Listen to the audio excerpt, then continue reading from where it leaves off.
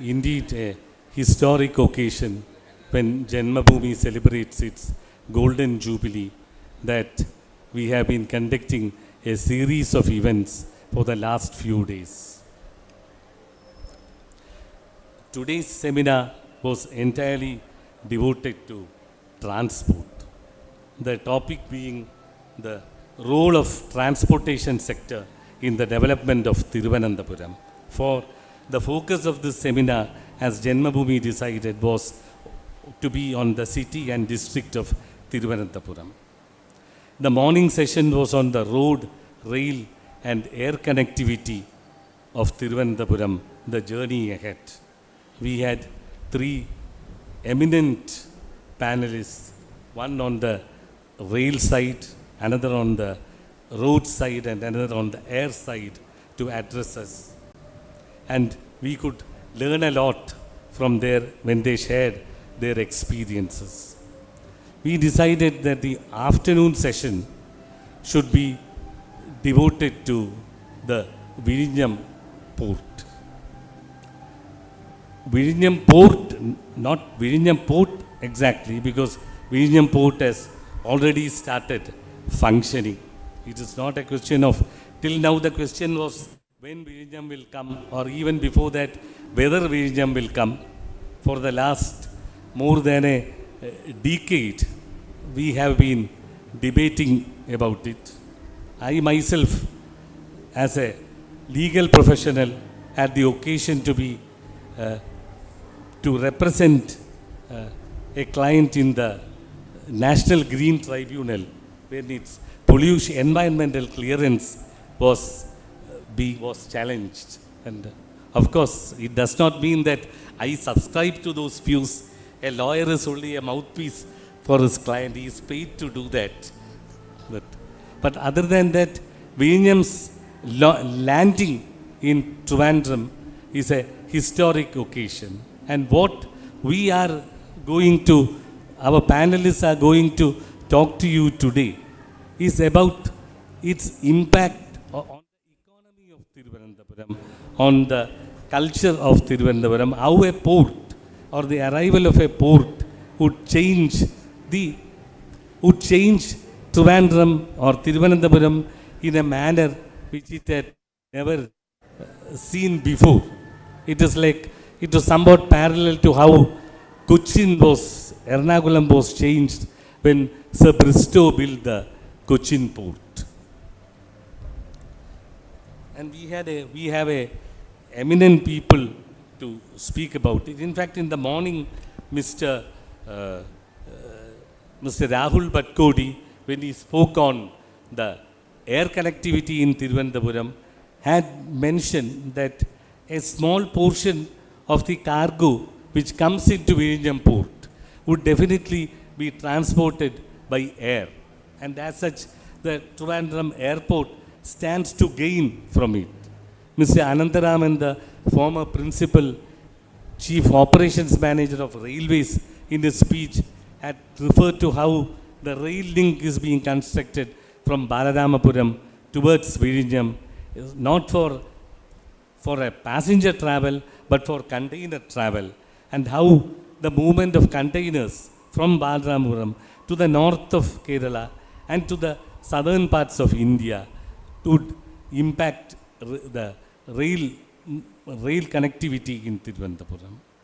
So also roads. So now we are going to discuss the impact of Vizhinjam port on the economy of Thiruvananthapuram in all its aspects. And we have a very distinguished panel. Let me, first of all, I would welcome Mr.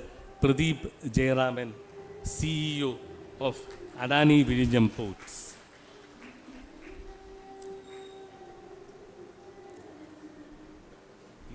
Our compeer will introduce you in detail before he begins his talk. We have Mr. Sohan Roy, a naval architect and founder of the Aries group, to share his experiences on how Vizhinjam would impact the economy of Trivandrum. Being a globetrotter, he is definitely the ideal person to talk to us. A very hearty welcome to you.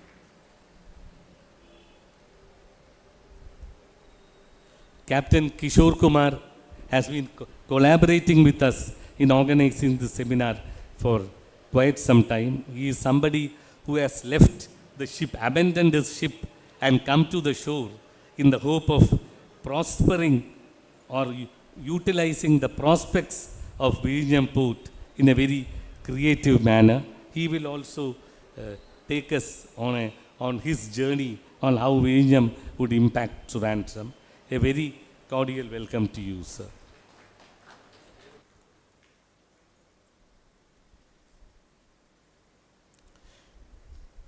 A most cordial welcome to the audience who have sacrificed a leisurely Sunday afternoon when there are so many other things to do to come to responding to our invitation and to come here and listen to our esteemed panelists. A hearty welcome to you. Thank you. Thank you, sir. Our first speaker is Shri Pradeep Jayaraman, the CEO of Adani Vizhinjam Ports in SEZ. Prior to this, he served as Chief Operating Officer of the Adani Mundra Port in Gujarat. His diverse background includes key roles at Maersk Line and Cognizant Technology Solutions. With management degrees from the Indian School of Business and Science, Mr. Jayaraman brings a strategic, developmental, and business-centric view to port operations. We are delighted to welcome you, sir. The stage is yours.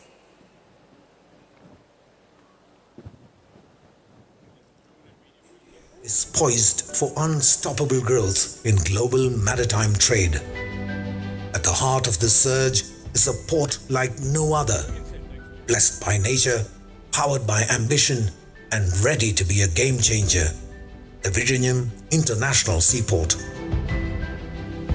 This landmark project began in 2015, a bold idea to transform India's maritime landscape. Today, Vizhinjam spans 336 acres, including 143 acres of reclaimed land, safeguarded by India's deepest and longest breakwater, stretching over 4 kilometers into the sea. With relentless determination, the government of Kerala and the Adani Group overcame every challenge, driving the project forward. In 2023, Vizhinjam welcomed its maiden vessel, signaling India's arrival on a new global stage. Within a year, trial operations began, and just 5 months later, Vizhinjam commenced full-scale commercial operations, moving cargo swiftly across India and beyond. Vizhinjam is perfectly positioned, located just 10 nautical miles from one of the world's busiest maritime trade routes, connecting India to both the east and the west. Its natural depth of 20 meters, along with excellent rail and road connectivity, makes Vizhinjam the ideal hub for global transshipment. Vizhinjam is also making history as India's first fully automated port, and at the same time, the project is creating over 5,000 jobs, energizing the national economy and uplifting the local community. It is also plugging a massive gap, helping India reclaim over $220 billion of maritime trade revenue that was flowing outwards. Guided by the bold vision of Prime Minister Narendra Modi to build a stronger, self-reliant India, Vizhinjam is emerging as a gateway of opportunity and growth. With the government of Kerala and the Adani Group leading the way, the Vizhinjam International Seaport is charting a new course for India's maritime destiny, greener, stronger, and truly world-class.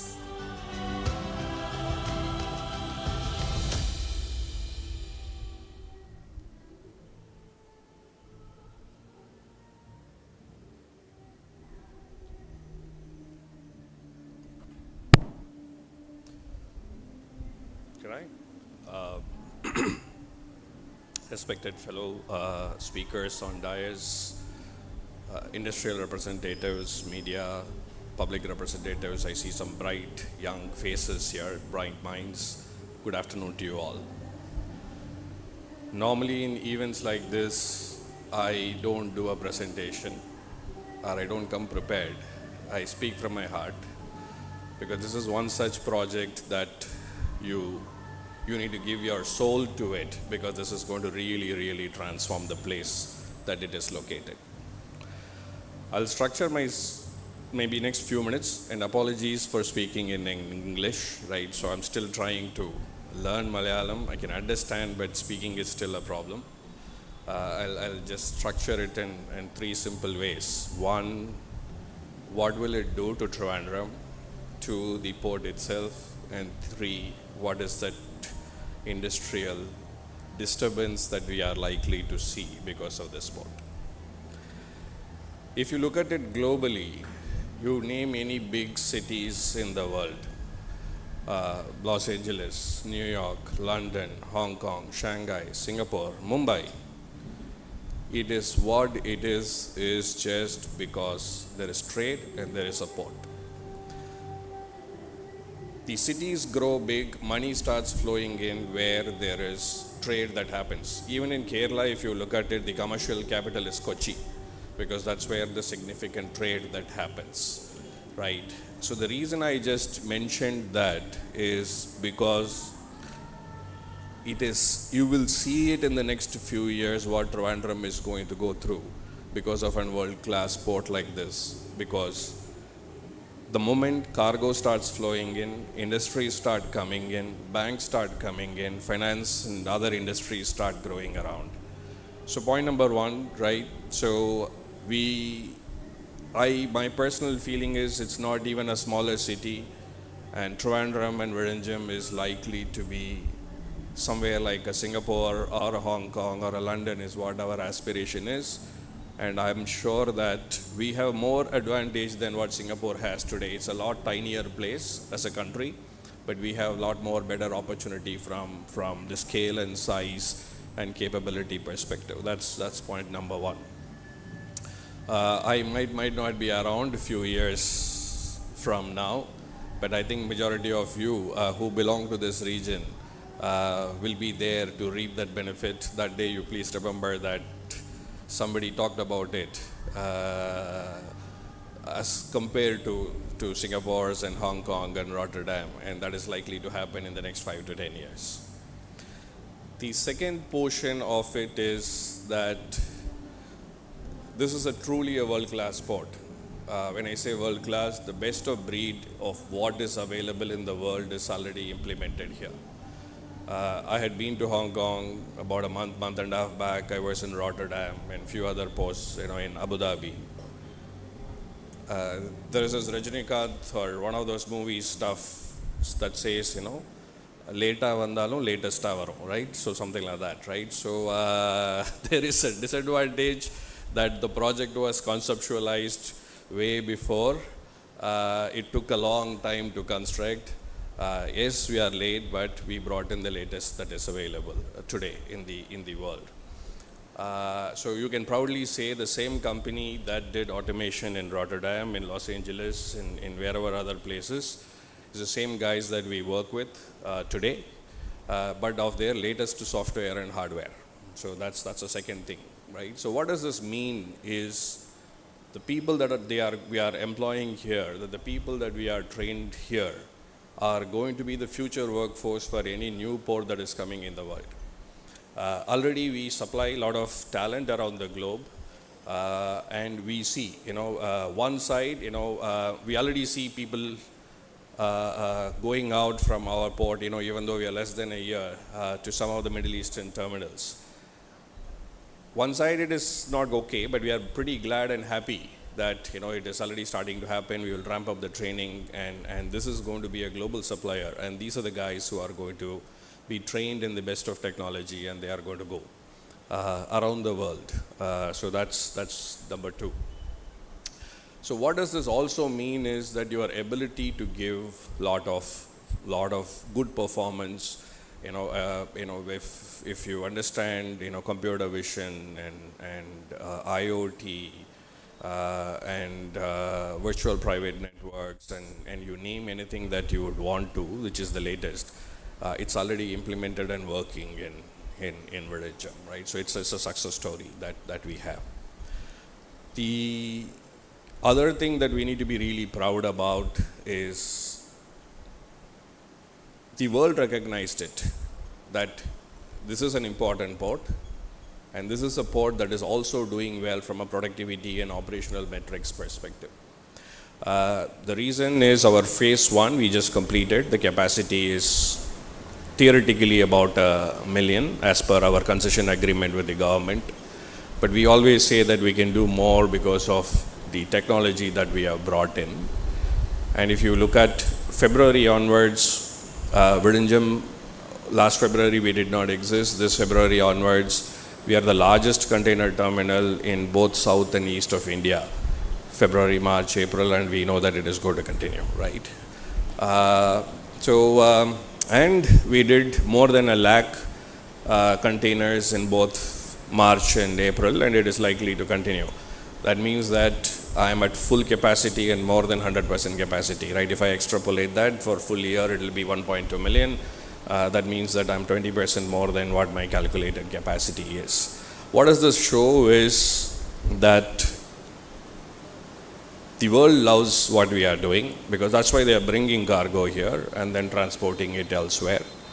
And the technology is working, and we have 70% of the people from Kerala. So this workforce is also doing extremely well, right? So that is how it is, right? So it is a phenomenal thing that everybody needs to be proud about. Coming to what it is likely to create in the ripple effect, there are 2-3 things I think in the morning session people talked about. The infrastructure that is needed, that is extremely important. Yeah, I don't want to touch upon that because it's already been discussed. The moment you have a port that is coming in, I think ours is the one, not I think, it is a fact that ours is the only port in India that has a direct Europe service. We are talking to have a direct US service. What does this mean? A ship that starts from China, the next stop is Singapore, the next stop is Vizhinjam, and the next stop is likely either Italy, depending on which service it is, or Portugal, or UK, United Kingdom, and so on, right? There are 4-5 services that we have. So this cuts down the cargo movement time by 2 to 3 weeks. And then it cuts down on an average $300 to $700 per container. That's lots of money per container I'm talking about. So it gives a natural advantage for our exporters to start pushing things through Vizhinjam rather than in any other place. Giving you an example, if a cargo goes from Tirupur, I think that most of you will be knowing, Coimbatore region, they have to send it by road to Tuticorin, and it goes through a handling at Tuticorin, and then it gets shipped to Colombo. There is a sea voyage that happens, and then there is another handling in Colombo, and then it is put on another ship, and then it goes. Right, and we are about 120 miles or kilometers away from Tuticorin, right? If they can come directly here, it can catch the Vande Bharats of ships instead of passenger trains and go straight. Same case, the cargo from Bangalore, if it has to go to US or Europe, it goes to Bombay today, right? So the moment we are ready with road, if not rail, you will start seeing the movement of these cargo coming to Vizhinjam and Trivandrum, in and around. So what does this mean is that the immediate need is warehouses, CFS, stuffing, destuffing activity, and so on and so forth. So that's the part 1 of it, right? So there's a direct impact, very short term. Those industries will start coming in. That also means that there will be more trucks on road, more drivers, all that ancillary things that is likely to happen. Second thing is, the government is actively promoting industrialization in this region. So today iPhones are manufactured in Chennai, iPhones are manufactured in Bangalore, in India. These are the 2 places. When I say Chennai, it is on the way to Chennai to Bangalore, and similarly outskirts of Bangalore, right? So, and that is significantly getting exported, right? When it is getting exported, again, it is assembled here because the chips are not manufactured. India doesn't have the chip manufacturing capability, so it is predominantly an assembly unit.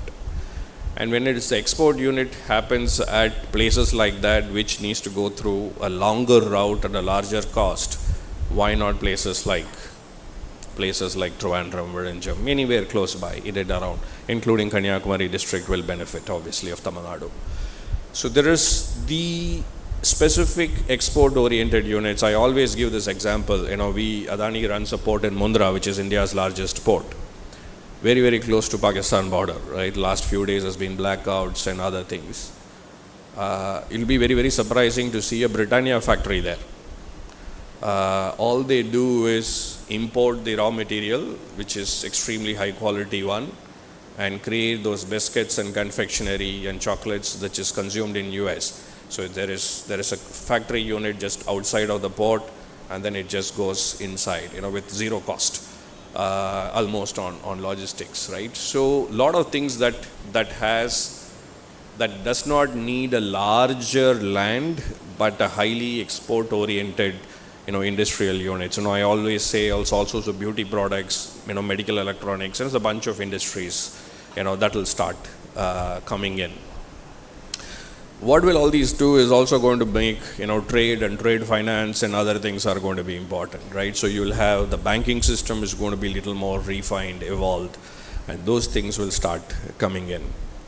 So when tens and thousands of people are going to be moving in and out, working here, so you will have a different residential facilities, different, restaurants and other entertainment facilities, and all that will start coming in. Right, so it is just a start of, all of us went through the science, it's a nuclear reaction, it's a first neutron that gets hit, and then that causes a chain reaction. I think that is what we have set in motion at this point of a time, and I think it is likely to, unless otherwise somebody put in those graphite. I think hopefully the chemistry people, somebody here, excuse me if I'm saying something wrong, to arrest those neutrons and stop the reaction. What I mean by this is, the infrastructure needs to support, the government policies needs to support, the people needs to support, right? So that is extremely important, because it is critical that, every bit of stakeholder needs to play a critical role for this to be a much larger and successful project. So with that, what we are committing here is an expansion of the project. From Adani's side, we have said that about rounding of 13 to 15,000 crores that we will be investing. So today we have 800 meters of berth length that will go to 2 kilometers. Another 1,200 meters will get built. We are looking at a liquid jetty facility. We are looking at making this port as a multi-cargo port as and when it is needed. So we have a very significant commitment to this state. From the airport perspective, I think Rahul would have spoken in the morning. So in terms of Project Ananta and expansion of capacity of airports, as well as we are investing, right? So there is a significant commitment from our side, and work is going to start on phase 2. There is a commitment that we will complete the expansion by 2028 December, and God willing and rest everything falls in place, we will be pushing towards the expansion by increasing the capacity. So what will that mean by increasing the capacities? Today, as I said, in south and east, we are the largest in terms of container handling. We will be India's largest transshipment hub for sure, without a doubt, definitely India's, and also maybe the third or second largest container facility in the next 4 or 5 years in the country, because Mundra is leaps and bounds ahead of us. Our capacity, we will reach about 5 million TEUs or so, that's 50 lakhs.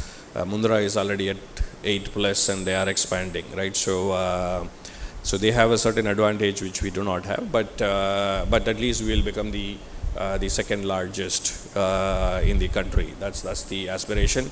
But it might be the single largest container facility in the country. Mundra is broken down into 2 or 3 different terminals. We will have the single largest facility in the country. That's our commitment. And anything else, later maybe we can have a discussion. Because I'm speaking in English, I realize that I should actually also slow down a bit and reduce. Feel free to visit, because it's your port as well as our port. And it is Trivandrum's pride and Kerala's pride, and I strongly suggest utilize this opportunity, interact with the people from port, and take the liberty to visit as and when it is needed. We also have certain programs aimed for students and so on and so forth, so that they get exposed. We'll also be formally launching it, but already it is all happening. With that, I thank you very much for the opportunity, and any questions, we will discuss post this conversation. Appreciate the time, appreciate the opportunity. Look forward to making this project a great success for the country and for the state. Thank you.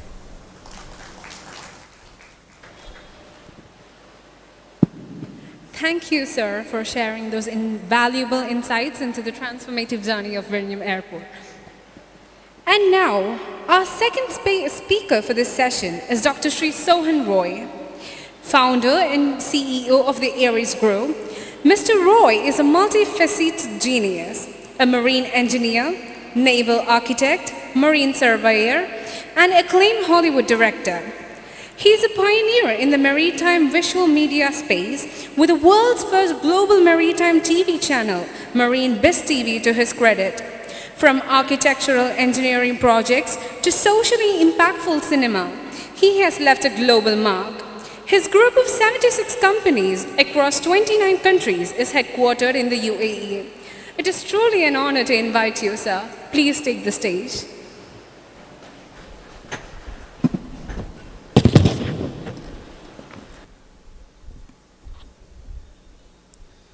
Good afternoon to all. ഇപ്പോൾ സന്തോഷമുണ്ട്. കാര്യം ഞാൻ പറയുന്നത് നിങ്ങൾക്ക് കേൾക്കാൻ പറ്റുമെന്ന് തോന്നുന്നു. നേരത്തെ പ്രഭാഷകൻ പറഞ്ഞതിൻ്റെ തുടക്കഭാഗം ഞാൻ കേട്ടതേയില്ല, ഈ പുറത്തു നിന്നുള്ള ശബ്ദം കാരണം. അപ്പം ഞാൻ വിചാരിച്ചു ദുബൈയിൽ നിന്ന് രാവിലെ ഇവിടെ വരെ എത്തിയത് ഈ ശബ്ദത്തിൻ്റെ ഇടയിൽ നിന്ന് സംസാരിക്കുവാൻ വേണ്ടിയാണോ എന്നത് എനിക്കറിയില്ല. അത് വീണ്ടും എപ്പം തുടങ്ങുമെന്ന് അറിയില്ല, എങ്കിലും അതിനിടയ്ക്ക് കിട്ടുന്ന സമയത്ത് സംവേദിക്കാം. പറയുന്നതൊക്കെ കേൾക്കുന്നുണ്ടാവില്ലേ?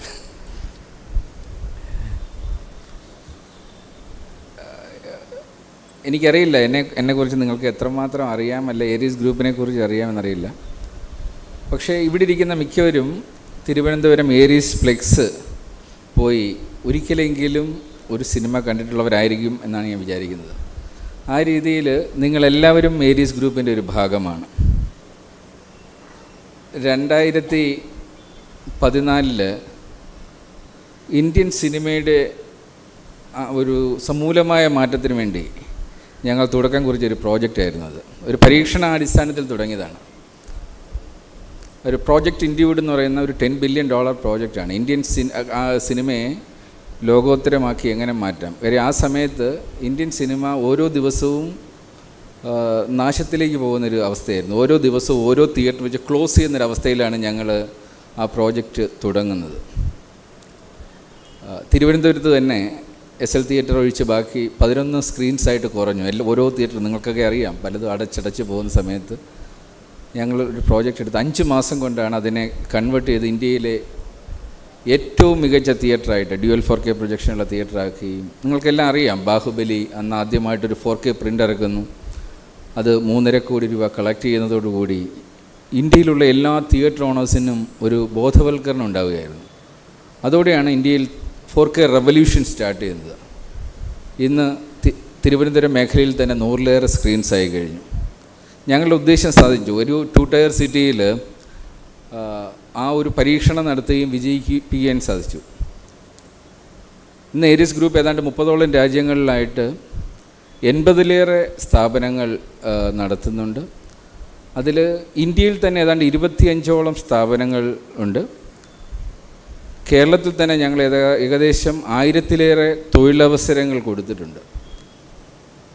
കഴിഞ്ഞ 27 വർഷമായിട്ടുള്ള ഞങ്ങളുടെ ജേർണിയിൽ ഇന്ത്യയിൽ തന്നെ 22 വർഷം ഞങ്ങൾ പ്രവർത്തിച്ചതിൽ എല്ലാവരും പറയും കേരളം ബിസിനസ്സിന് അനുകൂലമല്ല, ഇവിടെ ഒരു രീതിയിലും തൊഴിൽ സാധ്യതയില്ല, ഇവിടെ തൊഴിൽ ആരംഭിക്കരുതെന്ന് പറയും. പക്ഷേ എൻ്റെ കൊണ്ട് ചോദിച്ചു കഴിഞ്ഞാൽ പലപ്പോഴും തൊഴിൽ സമരങ്ങളിലേക്ക് പോകുന്നത് എപ്പോൾ ചൂഷണം ഉണ്ടാകുന്നോ അവിടെയാണ് അതൊരു വളക്കൂറുള്ള മണ്ണായി മാറുന്നത് തൊഴിൽ സമരങ്ങൾക്ക് വേണ്ടിയുള്ള. ഞങ്ങളും അത് 2 തവണ നേരിട്ടതാണ്. അത് രണ്ടും തുടക്കത്തിലാണ്. ഒന്ന്, ഞാൻ എൻ്റെ സിനിമ ഡാം 999 തുടങ്ങുന്ന സമയത്ത് നിങ്ങൾക്കെല്ലാം അറിയാം, ആ സമയത്ത് പത്രങ്ങളിലൊക്കെ വളരെ കത്തി നിന്നൊരു വാർത്തയായിരുന്നു, തിലകൻ ചേട്ടനെ അഭിനയിപ്പിക്കാൻ പാടില്ല എന്ന് പറഞ്ഞുകൊണ്ട് ഒരു സംഘവും, അഭിനയിപ്പിക്കണം എന്ന് പറഞ്ഞുകൊണ്ട് മറ്റൊരു സംഘവും വരികയും സിനിമാ നിർമ്മാണം നിർത്തിവെപ്പിക്കുകയൊക്കെ ഉണ്ടായി. പക്ഷേ ആ സമരത്തിൻ്റെ ആയുസ് കൃത്യമായി പറഞ്ഞാൽ 10 മിനിറ്റിന് താഴെയായിരുന്നു.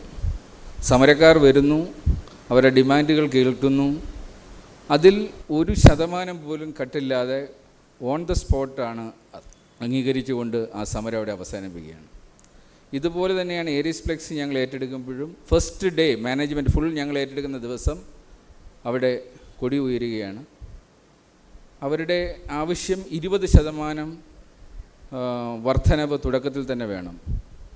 10 മിനിറ്റിലാണ് ആ സമരം അവസാനിപ്പിച്ചത്. കാര്യം അവർക്ക് ഞങ്ങൾ മറുപടിയായി കൊടുത്തത് 20% അല്ല, 25% വർധനവ് കൊടുത്തത്. ഇന്ന് ലോക തൊഴിൽ മേഖലയിൽ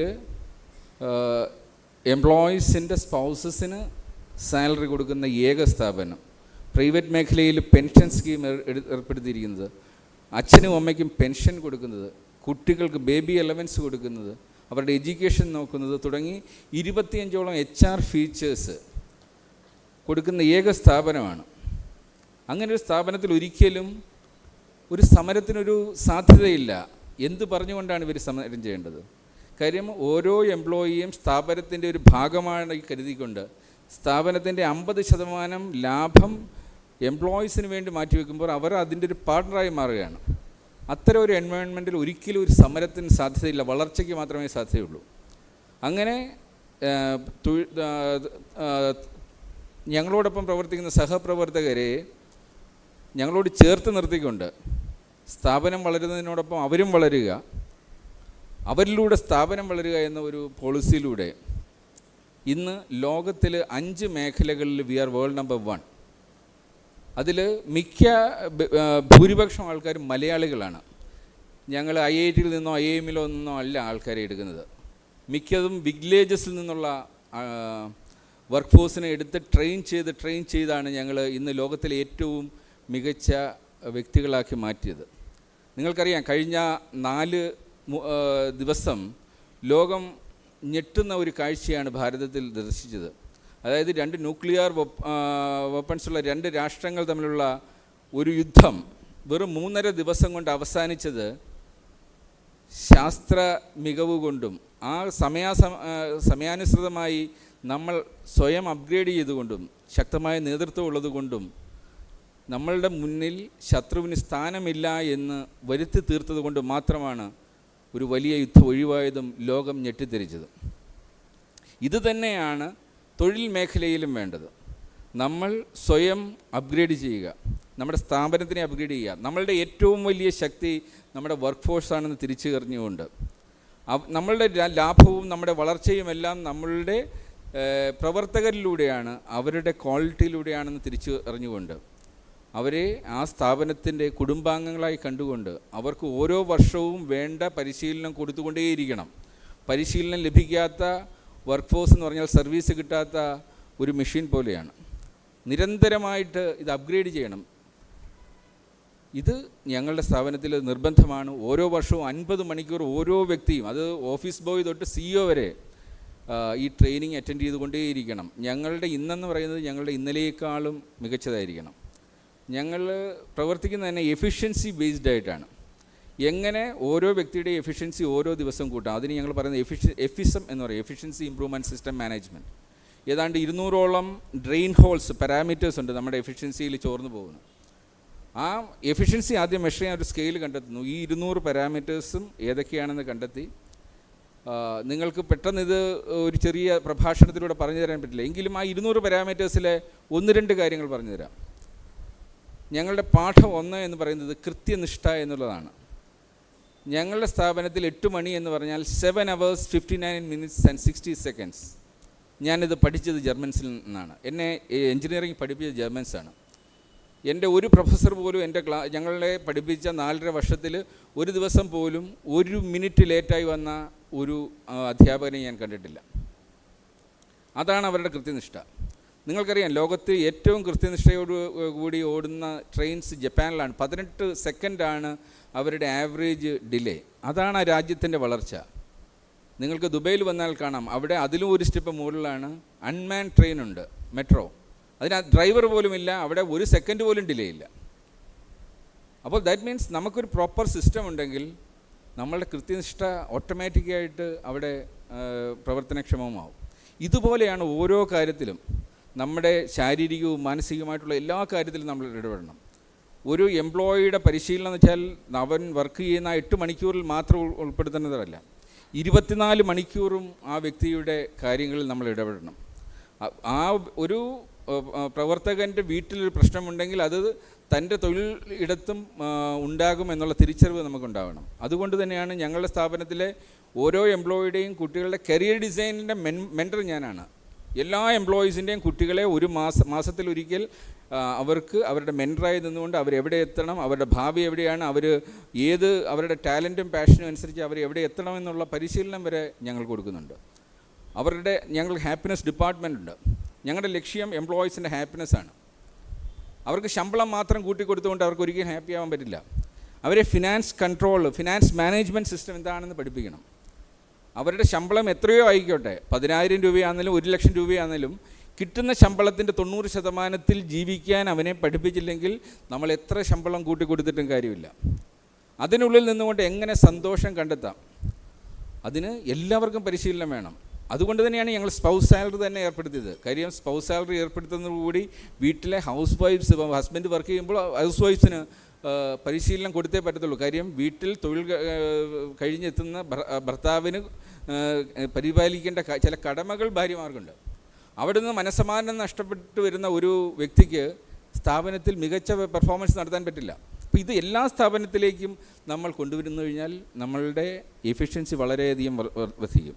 ഈ രീതിയിലാണ് ഞങ്ങൾ മാറ്റം കൊടുത്തത്. ഇത് എങ്ങനെ മറ്റ് സ്ഥാപനങ്ങളിലേക്ക് കൊടുക്കാമെന്നുള്ള ഒരു ശ്രമത്തിൻ്റെ ഭാഗമായിട്ടാണ് ഞാൻ തീർച്ചയായിട്ടും sir, I would like to talk to you regarding how to improve the efficiency of Vizhinjam port also. Actually, we have implemented a system after understanding our ഞങ്ങൾ ഈ ചെയ്തിരിക്കുന്ന ഈ മാറ്റം കണ്ടിട്ട് now we signed a deal with ഇവിടെ അടുത്തൊരു നിഷ് university ഉണ്ട്, നിംസിൻ്റെ നടത്തുന്ന ഏതാണ്ട് 10,000-ഓളം സ്റ്റുഡൻസ് പഠിക്കുന്ന യൂണിവേഴ്സിറ്റി ഉണ്ട് കന്യാകുമാരിയിൽ. They came to us, they signed a deal. അടുത്ത 5 വർഷം കൊണ്ട് അവരുടെ ആ യൂണിവേഴ്സിറ്റിയെ ഇന്ത്യയിലെ നമ്പർ 1 യൂണിവേഴ്സിറ്റി ആക്കണം.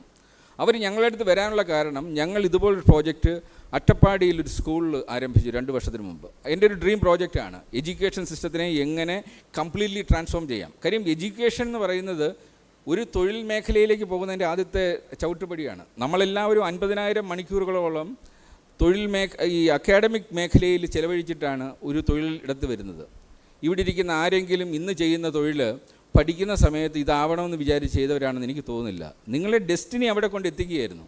പിന്നെ എന്തിനാണ് നിങ്ങൾ ഈ 50,000 മണിക്കൂർ പഠിച്ചത്? സൈൻ തീറ്റയും കോസ് തീറ്റയും എന്തിനാണ് പഠിച്ചതെന്ന് അതിൻ്റെ ആവശ്യമില്ലെങ്കിൽ പിന്നെ എന്തിനാണെന്ന് പഠിച്ചതെന്ന് നിങ്ങൾ തന്നെ ചോദിക്കണം. A+B ദ ഹോൾ സ്ക്വയറിൻ്റെ ആപ്ലിക്കേഷൻ അറിയാത്തവരാണ് ഇവിടെ ഇരിക്കുന്ന പലരും.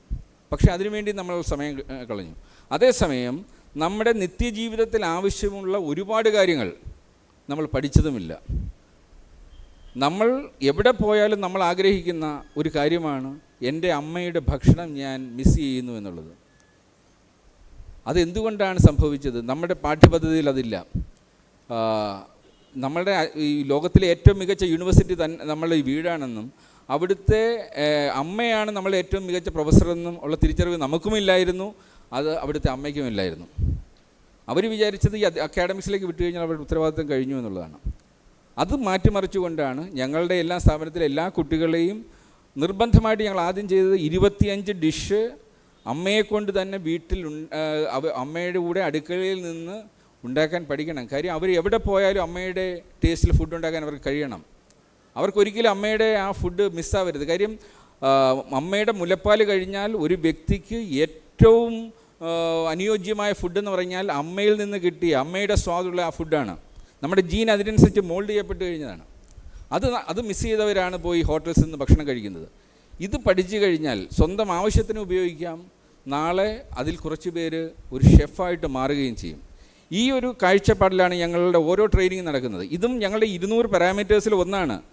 നമ്മുടെ ഹെൽത്ത് മാനേജ്മെൻറ്റ് സിസ്റ്റത്തിനെ കുറിച്ച് നമുക്ക് ബോധമില്ലെങ്കിൽ ഹെൽത്ത് ഡ്രെയിനാവും, അത് നമ്മുടെ എഫിഷ്യൻസിയെ ബാധിക്കും.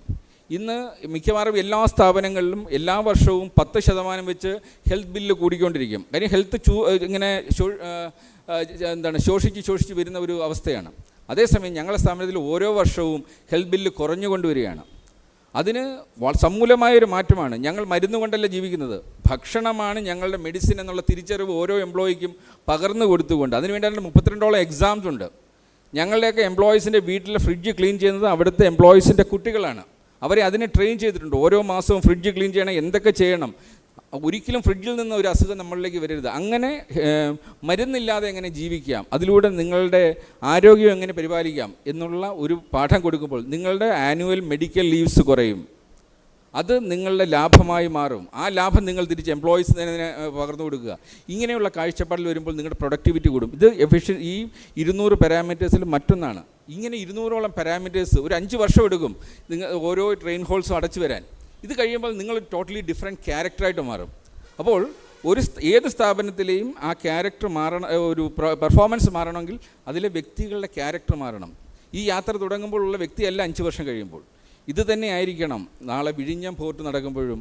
അവിടുത്തെ സമൂലമായ മാറ്റത്തിന് നമ്മൾ ഇതുപോലൊരു മാറ്റം കുറിച്ചാൽ ഇത്രയും പ്രകൃതി നമുക്ക് വരദാനമായി തന്ന ഈ ഒരു പോർട്ടിനെ ലോകത്തിലെ ഏറ്റവും മികച്ച പോർട്ടാക്കി മാറ്റാം. പക്ഷേ അതുകൊണ്ട് തീരുന്നില്ല.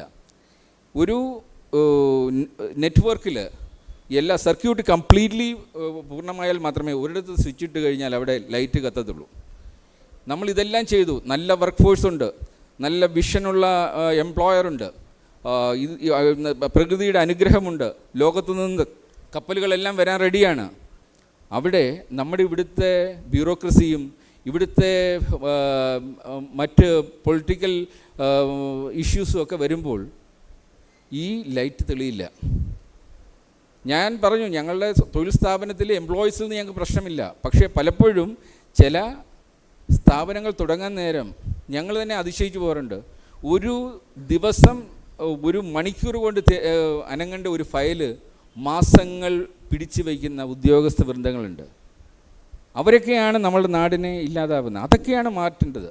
അതൊന്നും തീർച്ചയായിട്ടും വിഴിഞ്ഞത്ത് വരാതിരിക്കുവാൻ വേണ്ടി നിങ്ങൾ എല്ലാവരും ശ്രമിച്ചാൽ മാത്രമേ ഈ വിഴിഞ്ഞം നല്ല നിലയിൽ പോകത്തുള്ളൂ. അല്ലെങ്കിൽ കുറച്ച് വർഷങ്ങൾക്ക് മുൻപ് കൊച്ചിയിൽ DP വേൾഡ് ഇതുപോലെ ലോകം മുഴുവൻ ഏറ്റവും നല്ല രീതിയിൽ പ്രവർത്തനം കാഴ്ചവെച്ച് പോർട്ടുകൾ ഉണ്ടാക്കിക്കൊണ്ടിരിക്കുന്ന ദുബായ് പോർട്ട്സ് കൊച്ചി പോർട്ട് ഏറ്റെടുത്തു. നിങ്ങൾക്കെല്ലാം അറിയാവുന്നതാണ്. ഞങ്ങളൊക്കെ വളരെ പ്രതീക്ഷയോടെ കാത്തിരുന്നതാണ്. കാര്യം ഞങ്ങളുടെ ബേസ് കൊച്ചിയായിരുന്നു. അത് ഒരു വഴിക്കാക്കാൻ അധിക ദിവസം വേണ്ടി വന്നില്ല. അതാണ് നമ്മളുടെ ഇവിടുത്തെ ഒരു രാഷ്ട്രീയ ചട്ടക്കൂടെന്ന് പറയുന്നത്.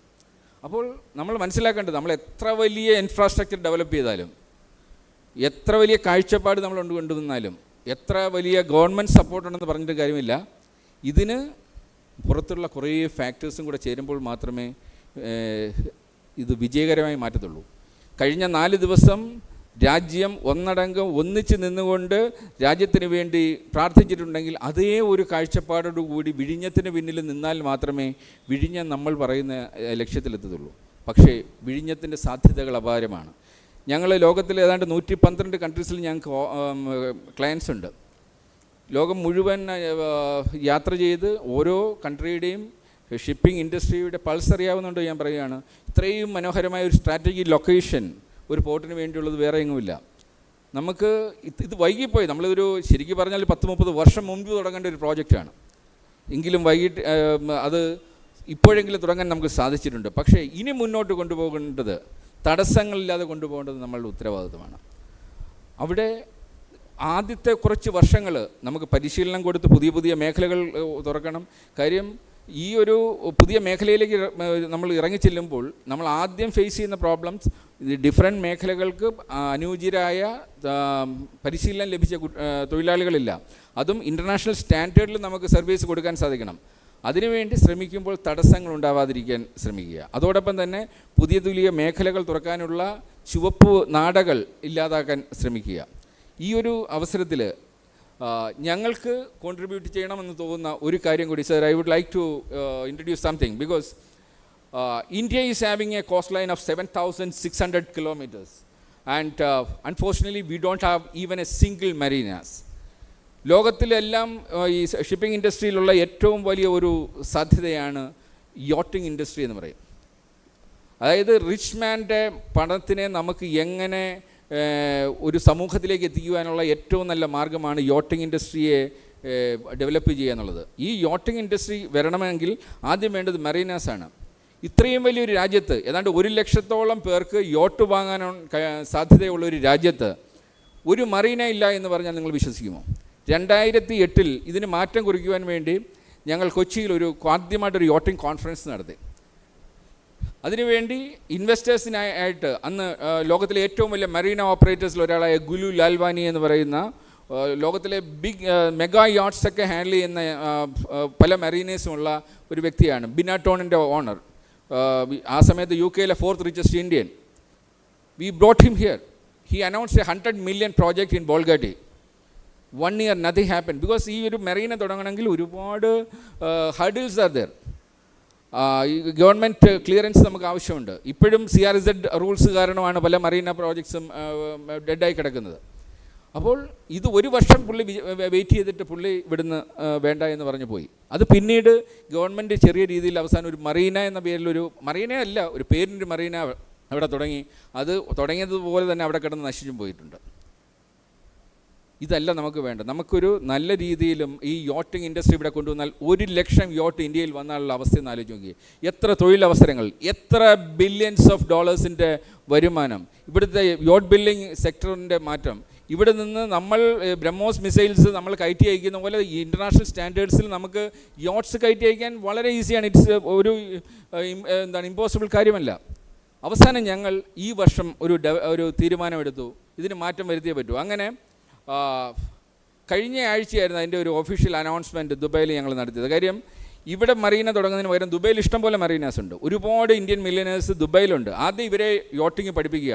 യോട്ടിങ് എന്താണ്, അവർക്ക് ലൈസൻസ് എടുത്ത് കൊടുക്കുക, അവർക്ക് ദുബൈയിൽ യോട്ട് വരുത്തി അത് പഠിപ്പിച്ചിട്ട് ആ കൾച്ചർ ഡെവലപ്പ് ചെയ്ത് കഴിഞ്ഞാൽ അവർ നെക്സ്റ്റ് ഡേ ഇന്ത്യയിൽ തുടങ്ങും. അപ്പം ഒരു ഗ്രൂപ്പായിട്ട് വന്ന് ഓരോ മറീനാസ് തുടങ്ങാം.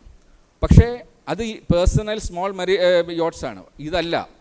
തിരുവനന്തപുരത്തിൻ്റെ ഡെവലപ്മെൻറ്റിന് പറ്റിയ ഏറ്റവും വലിയ സാധ്യത എന്ന് പറയുന്നത് മെഗാ യോട്ട്സ്. അതായത് ലോകത്തിൽ 100 മീറ്ററിലേറെ വലിപ്പമുള്ള 100-ലേറെ മെഗാ യോട്ട്സ് ഉണ്ട്.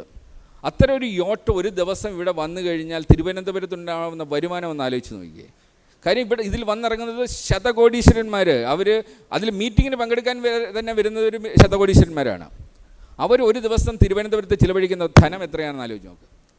അപ്പോൾ നമുക്ക് വേണ്ടത് വിഴിഞ്ഞത്തിൻ്റെ സെക്കൻഡ് ഫേസ് ഓഫ് വിഴിഞ്ഞം. You should plan for A mega yacht marine actually. And ഇതിൻ്റെ അടുത്ത് തന്നെ ഏതാണ്ട് 4 ഡെസ്റ്റിനേഷൻസ് ഞങ്ങൾ കണ്ടിട്ടുണ്ട് ഈ മറീനാസ് തുടങ്ങാനായിട്ടുള്ള. ആ പൂവാർ റീജിയനൊക്കെ ആയിട്ട് നമുക്ക് ഈസി ആയിട്ട് മറീനാസ് തുടങ്ങാം. യോട്ട് ബിൽഡിങ്ങിനുള്ള ഫെസിലിറ്റി ഉണ്ട്. ഞങ്ങൾ 2 ആഴ്ചയ്ക്ക് മുമ്പ് ഐ വാസ് ഇൻ ടർക്കി.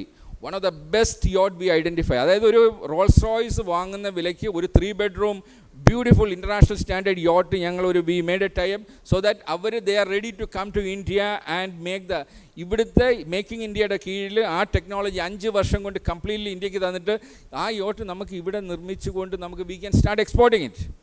കാര്യം നമ്മുടെ അവിടെയെല്ലാം നിർമ്മിക്കുന്നതിൻ്റെ പകുതി തുകയ്ക്ക് നമുക്കിവിടെ നിർമ്മിക്കാൻ സാധിക്കും. നമുക്ക് ഈ ടെക്നോളജി, ഇത് റോക്കറ്റ് ടെക്നോളജി ഒന്നും ഇല്ല. നമ്മൾക്ക് നമ്മളുടെ ഇവിടുത്തെ ആൾക്കാരെ വിളിച്ച് നല്ല രീതിയിൽ പരിശീലനം കൊടുത്തു കഴിഞ്ഞാൽ ഒരു 6 മാസത്തിനുള്ളിൽ അവർ നല്ല ടെക്നീഷ്യന്മാരായി മാറ്റും. ഇത് ഞാൻ പറയാനുള്ള കാരണം, ഞാൻ ജനിച്ച് വളർന്നത് പുനലൂർ എന്ന് പറഞ്ഞ സ്ഥലത്താണ്.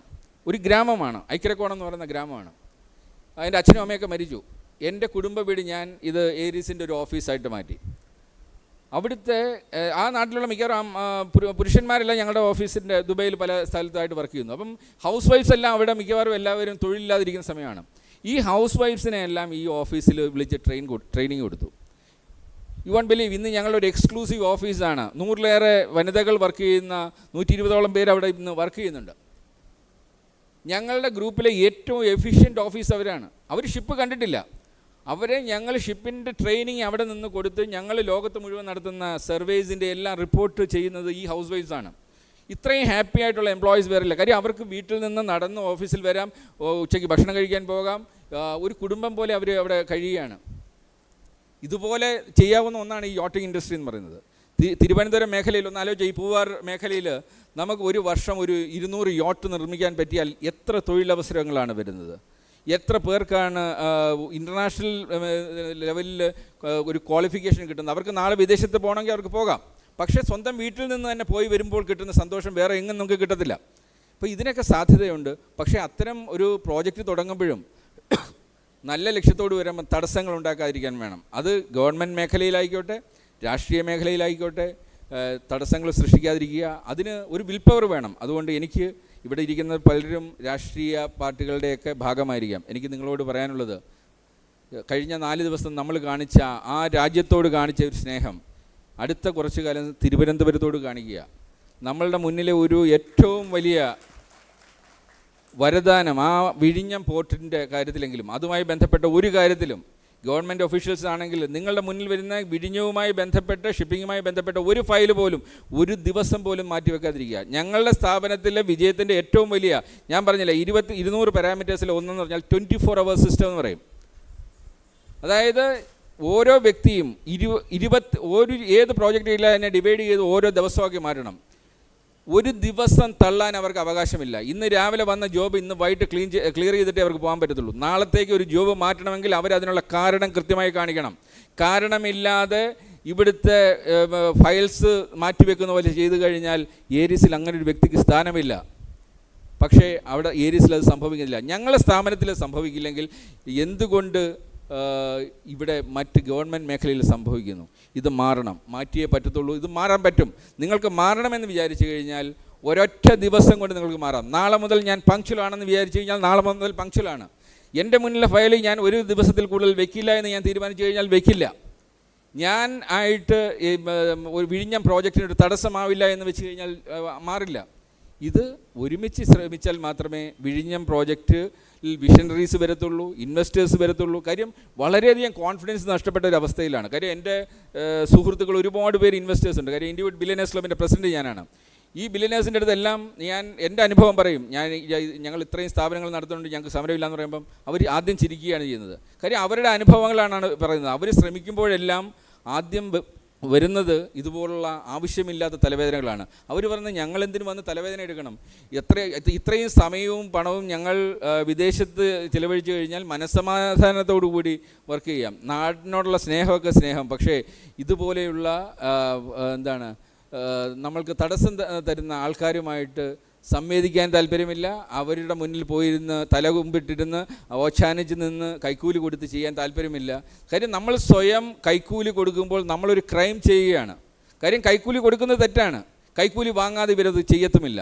ഈ കൈക്കൂലി നമ്മളെ കൊണ്ട് ചെയ്ത് നമ്മളെ ഒരു ക്രിമിനലാക്കി മാറ്റുന്ന ഒരു സംവിധാനത്തിൽ നിന്ന് മാറി നിങ്ങൾക്ക് മാന്യമായ ശമ്പളം സർക്കാർ തരുന്നുണ്ട്, അതിനുള്ള തൊഴിൽ നിങ്ങൾ ചെയ്യണം.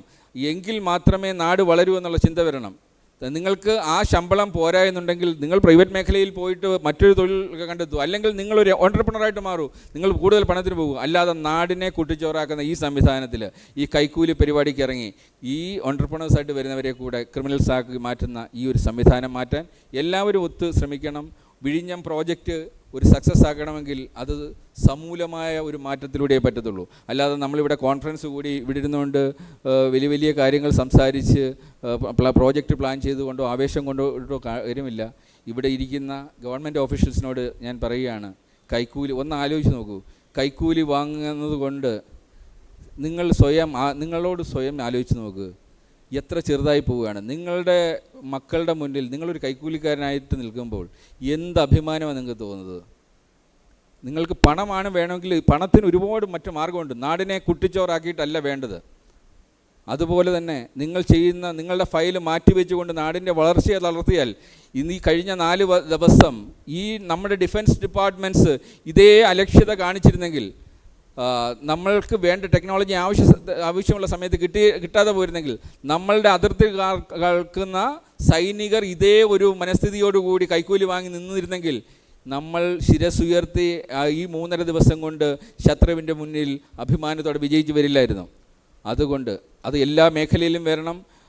അതിന് ഉള്ള ഒരു മാനസികാവസ്ഥയിലേക്ക് നിങ്ങൾ വരട്ടെ എന്ന് ആശംസിക്കുന്നു. ഈ ഒരു പ്രഭാഷണത്തിലൂടെ ഇവിടെ ഇരിക്കുന്ന ഒരാൾക്കെങ്കിലും ഒരു ചെറിയ മാറ്റം വന്നിട്ടുണ്ടെങ്കിൽ, ഇന്ന് രാവിലെ ഉറക്കം കളഞ്ഞിട്ട് ഫ്ലൈറ്റ് എടുത്ത് വന്നാൽ ഞാൻ ഇന്ന് വൈകിട്ടത്തെ ഫ്ലൈറ്റിന് തിരിച്ചു പോകണം, ഈ ഒരു പ്രസംഗത്തിന് വേണ്ടി മാത്രം വന്നതാണ്.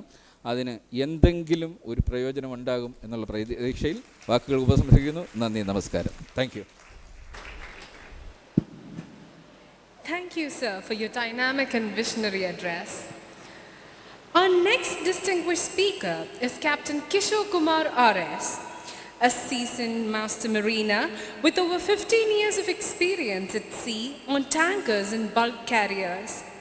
Captain Kishore Kumar, Aries is a BSc Nautical Science graduate from Bombay University and a member of Institute of Chartered Shipbrokers, London.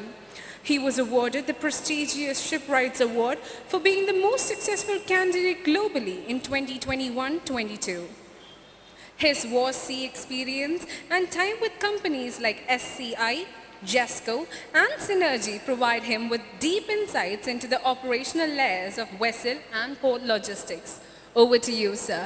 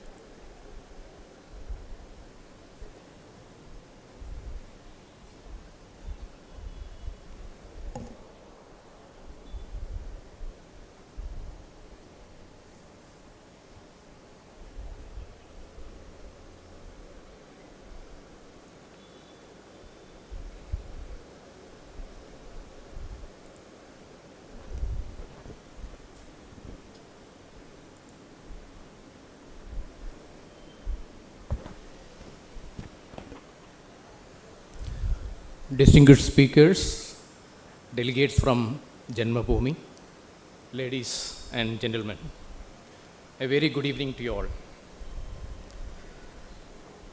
Our topic today is Vizhinjam Port and its impact on the economy of Thiruvananthapuram. And two of our speakers have already covered this in length.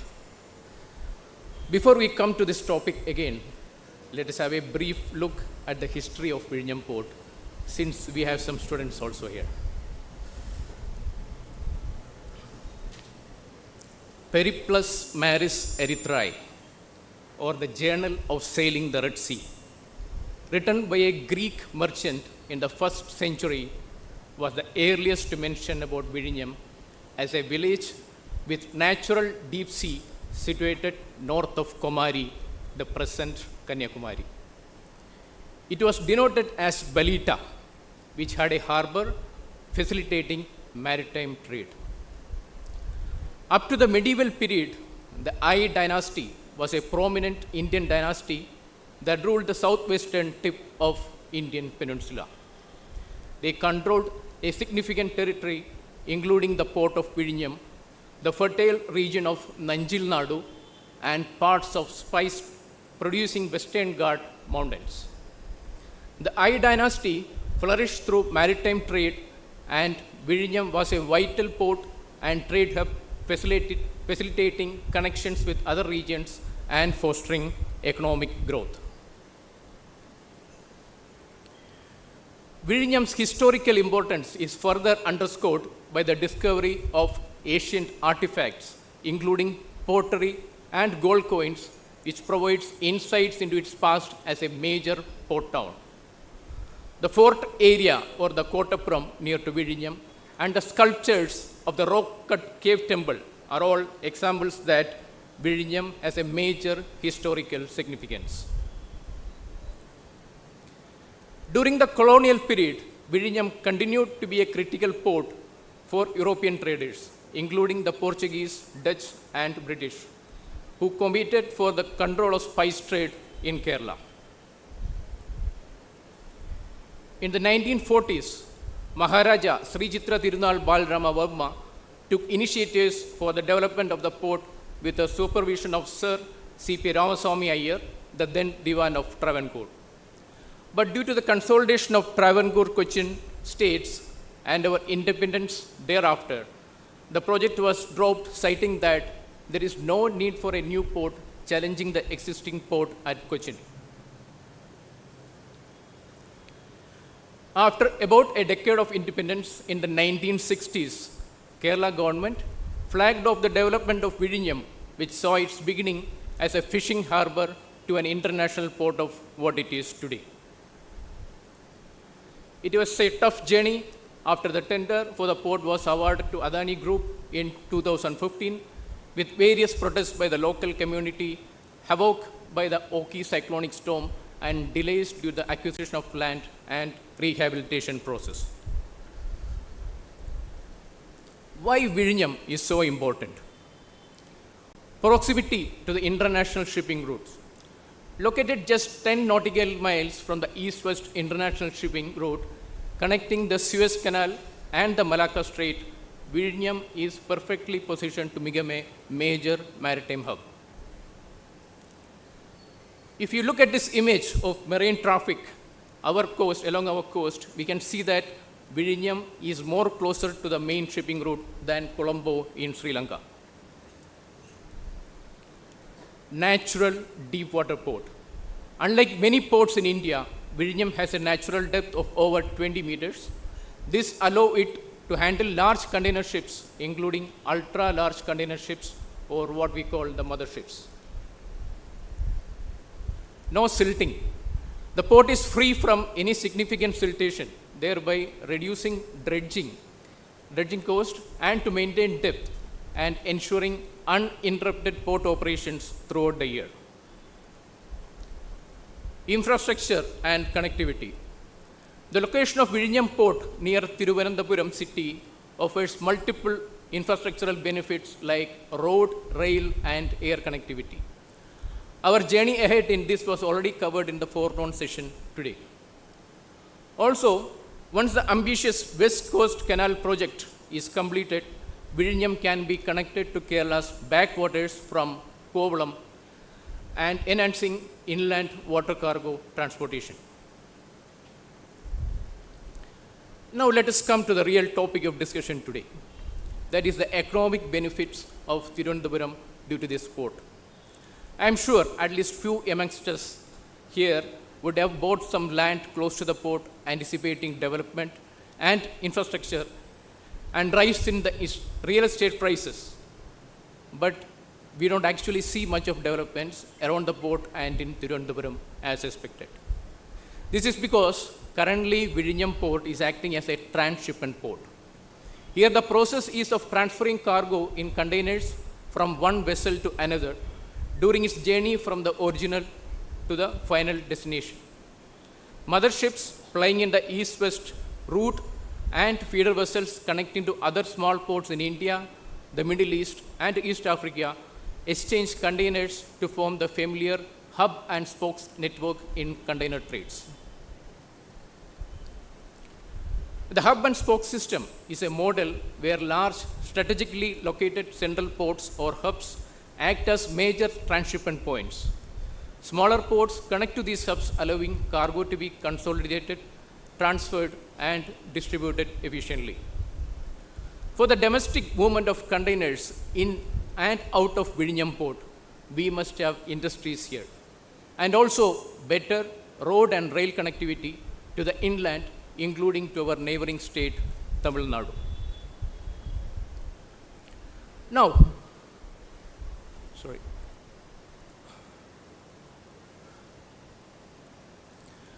The port directly employs a significant number of workers.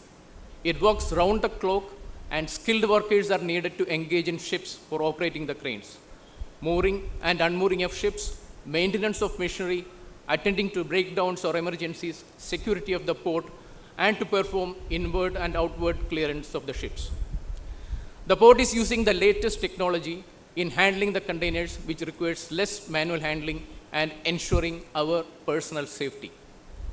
Example is the fully automated can-deliver rail-mounted gantry cranes, which are not present in any other ports in India.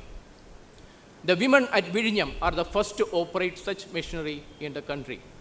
Of the 9 women, 7 hail from the nearby fishing community, and we should be very proud of this. Now, is this enough to boost the economy of Thiruvananthapuram? Definitely no.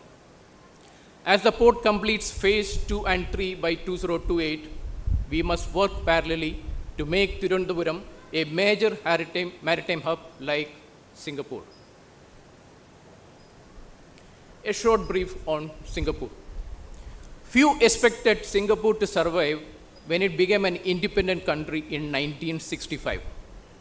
A tiny island which is only 1/3 the size of Thiruvananthapuram, of our district by area, and with a diverse population of recent immigrants and no natural resources. It had been colonized, occupied, and abused for over a century, and surrounded by hostile nations in a region succumbing to pressure by communist forces. With an open door policy to foreigners, they created an environment where businesses wanted to be. They attracted foreign investment through world-class infrastructure, skilled workforce, open trade routes, and a well-enforced rule of law. Today, Singapore stands established as a leading maritime center for international trade and shipping. What our government should do? Industries. Set up small to medium scale industries around the port and make Vizhinjam a major entry and exit point for goods, linking it with international markets.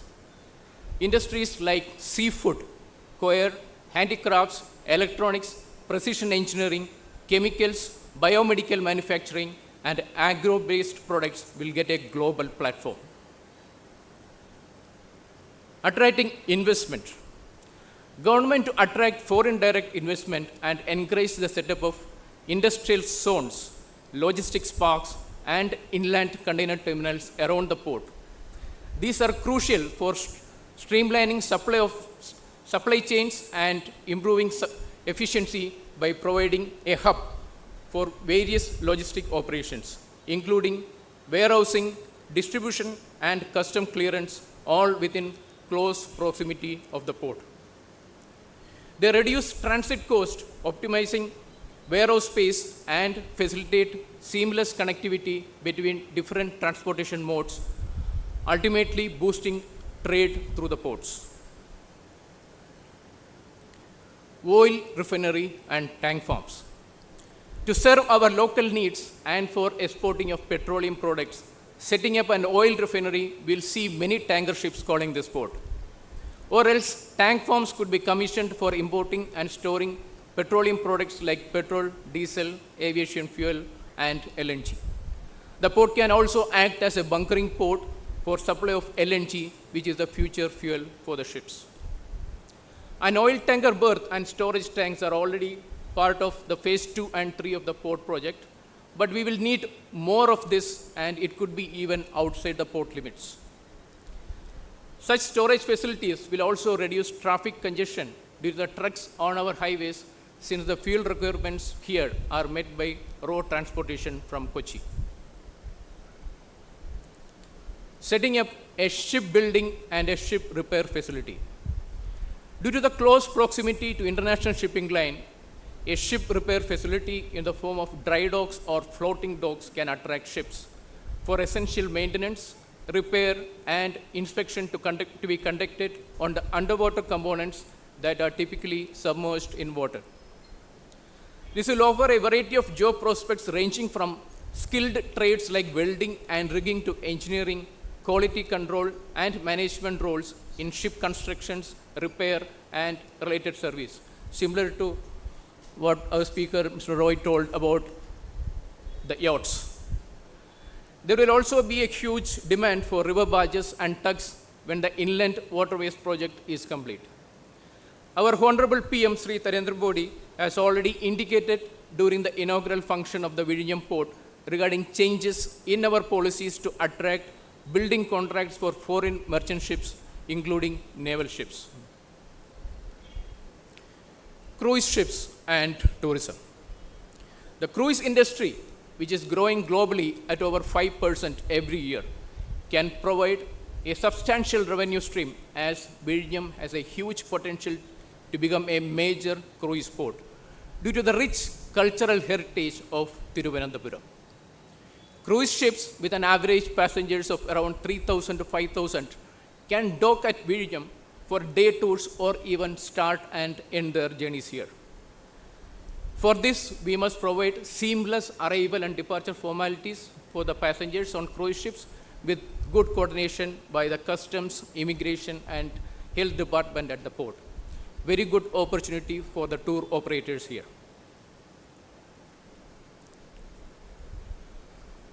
Tourists can explore Shri Padmanabha Swami Temple, the museum, Ponmudi Hill Station, Kovalam, Varkala, the Jadayu Earth Center, Kanyakumari, and other attractions spending on local transport, souvenirs, and hospitality.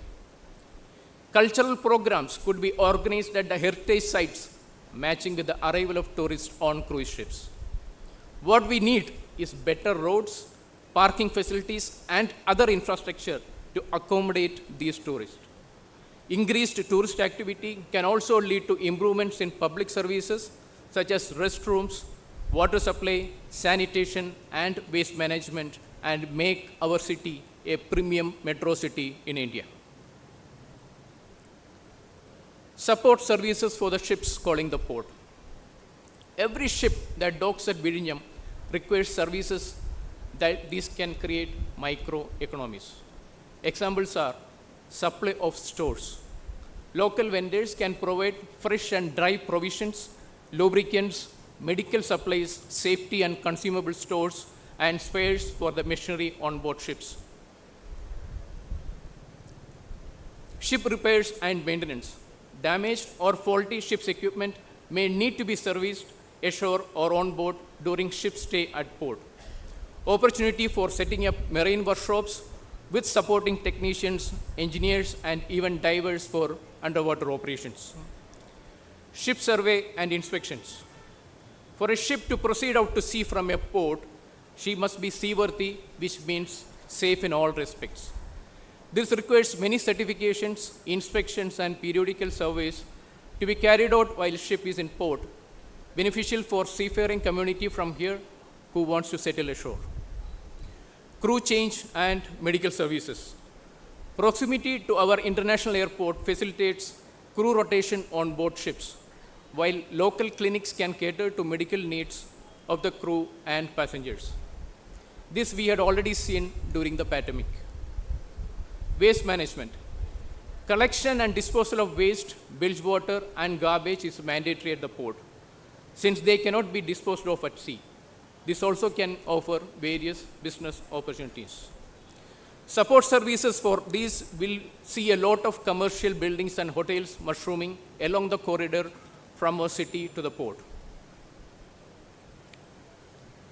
Linking the West Coast Canal or the inland waterways. Once the Kerala State Inland Waterways Project, the West Coast Canal, spanning 616 kilometers from Kovalam to Bekkal is completed, the port will enhance connectivity to the state's backwaters and rivers via barges. The Thiruvananthapuram-Shornur Canal is a historical canal in India, commissioned in the 19th century, and most of the trade, commerce, and freight traffic in Travancore used to happen through this canal. Now, of the 74-kilometer waterway from Kovalam to Kollam, only 27 kilometers is navigable and 11 kilometers partially navigable. Also, the 1 kilometer long tunnel at Varkala and Chirakur does not have enough draft and width to be navigable by barges.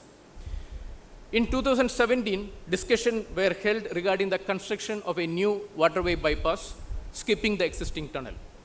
If this bottleneck can be resolved by modifying these tunnels, we can expect a spur in economic growth in surrounding areas starting from Kovalam, creating new jobs and businesses similar to Rhine River in Europe.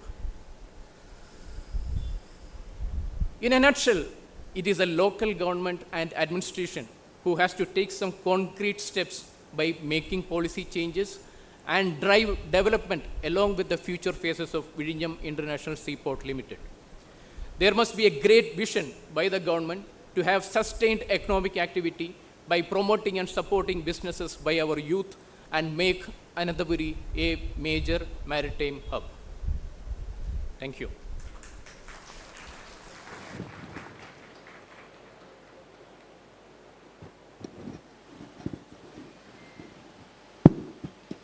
Next, we move into an interactive session. This is a Q&A. You can pose your questions. You could just stand up in your respected seat and the mic will be handed over to you. And when you ask a question, try to make it to the point so that we can ask more questions.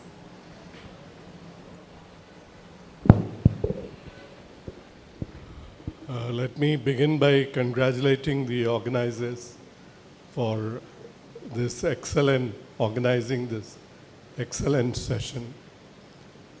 I'm really glad that I attended this session because it was very educative.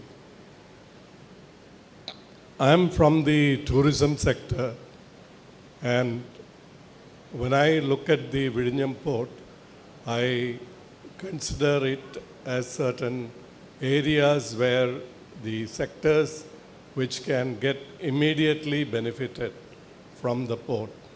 And that's what I call as the low-hanging fruits.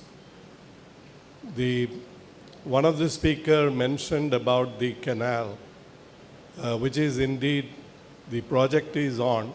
In fact, the canal in the olden days used to pass through my resort, which is the Puvar Island Resort, all the way up to Kanyakumari.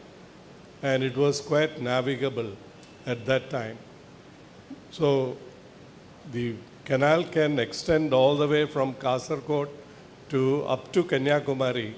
And if that is navigable, you can imagine the potential in the tourism sector, including the port. So we must bring this to the notice of the authorities. I had even talked to some of the Tamil Nadu tourism people, and they also had expressed an interest to extend it up to Kanyakumari.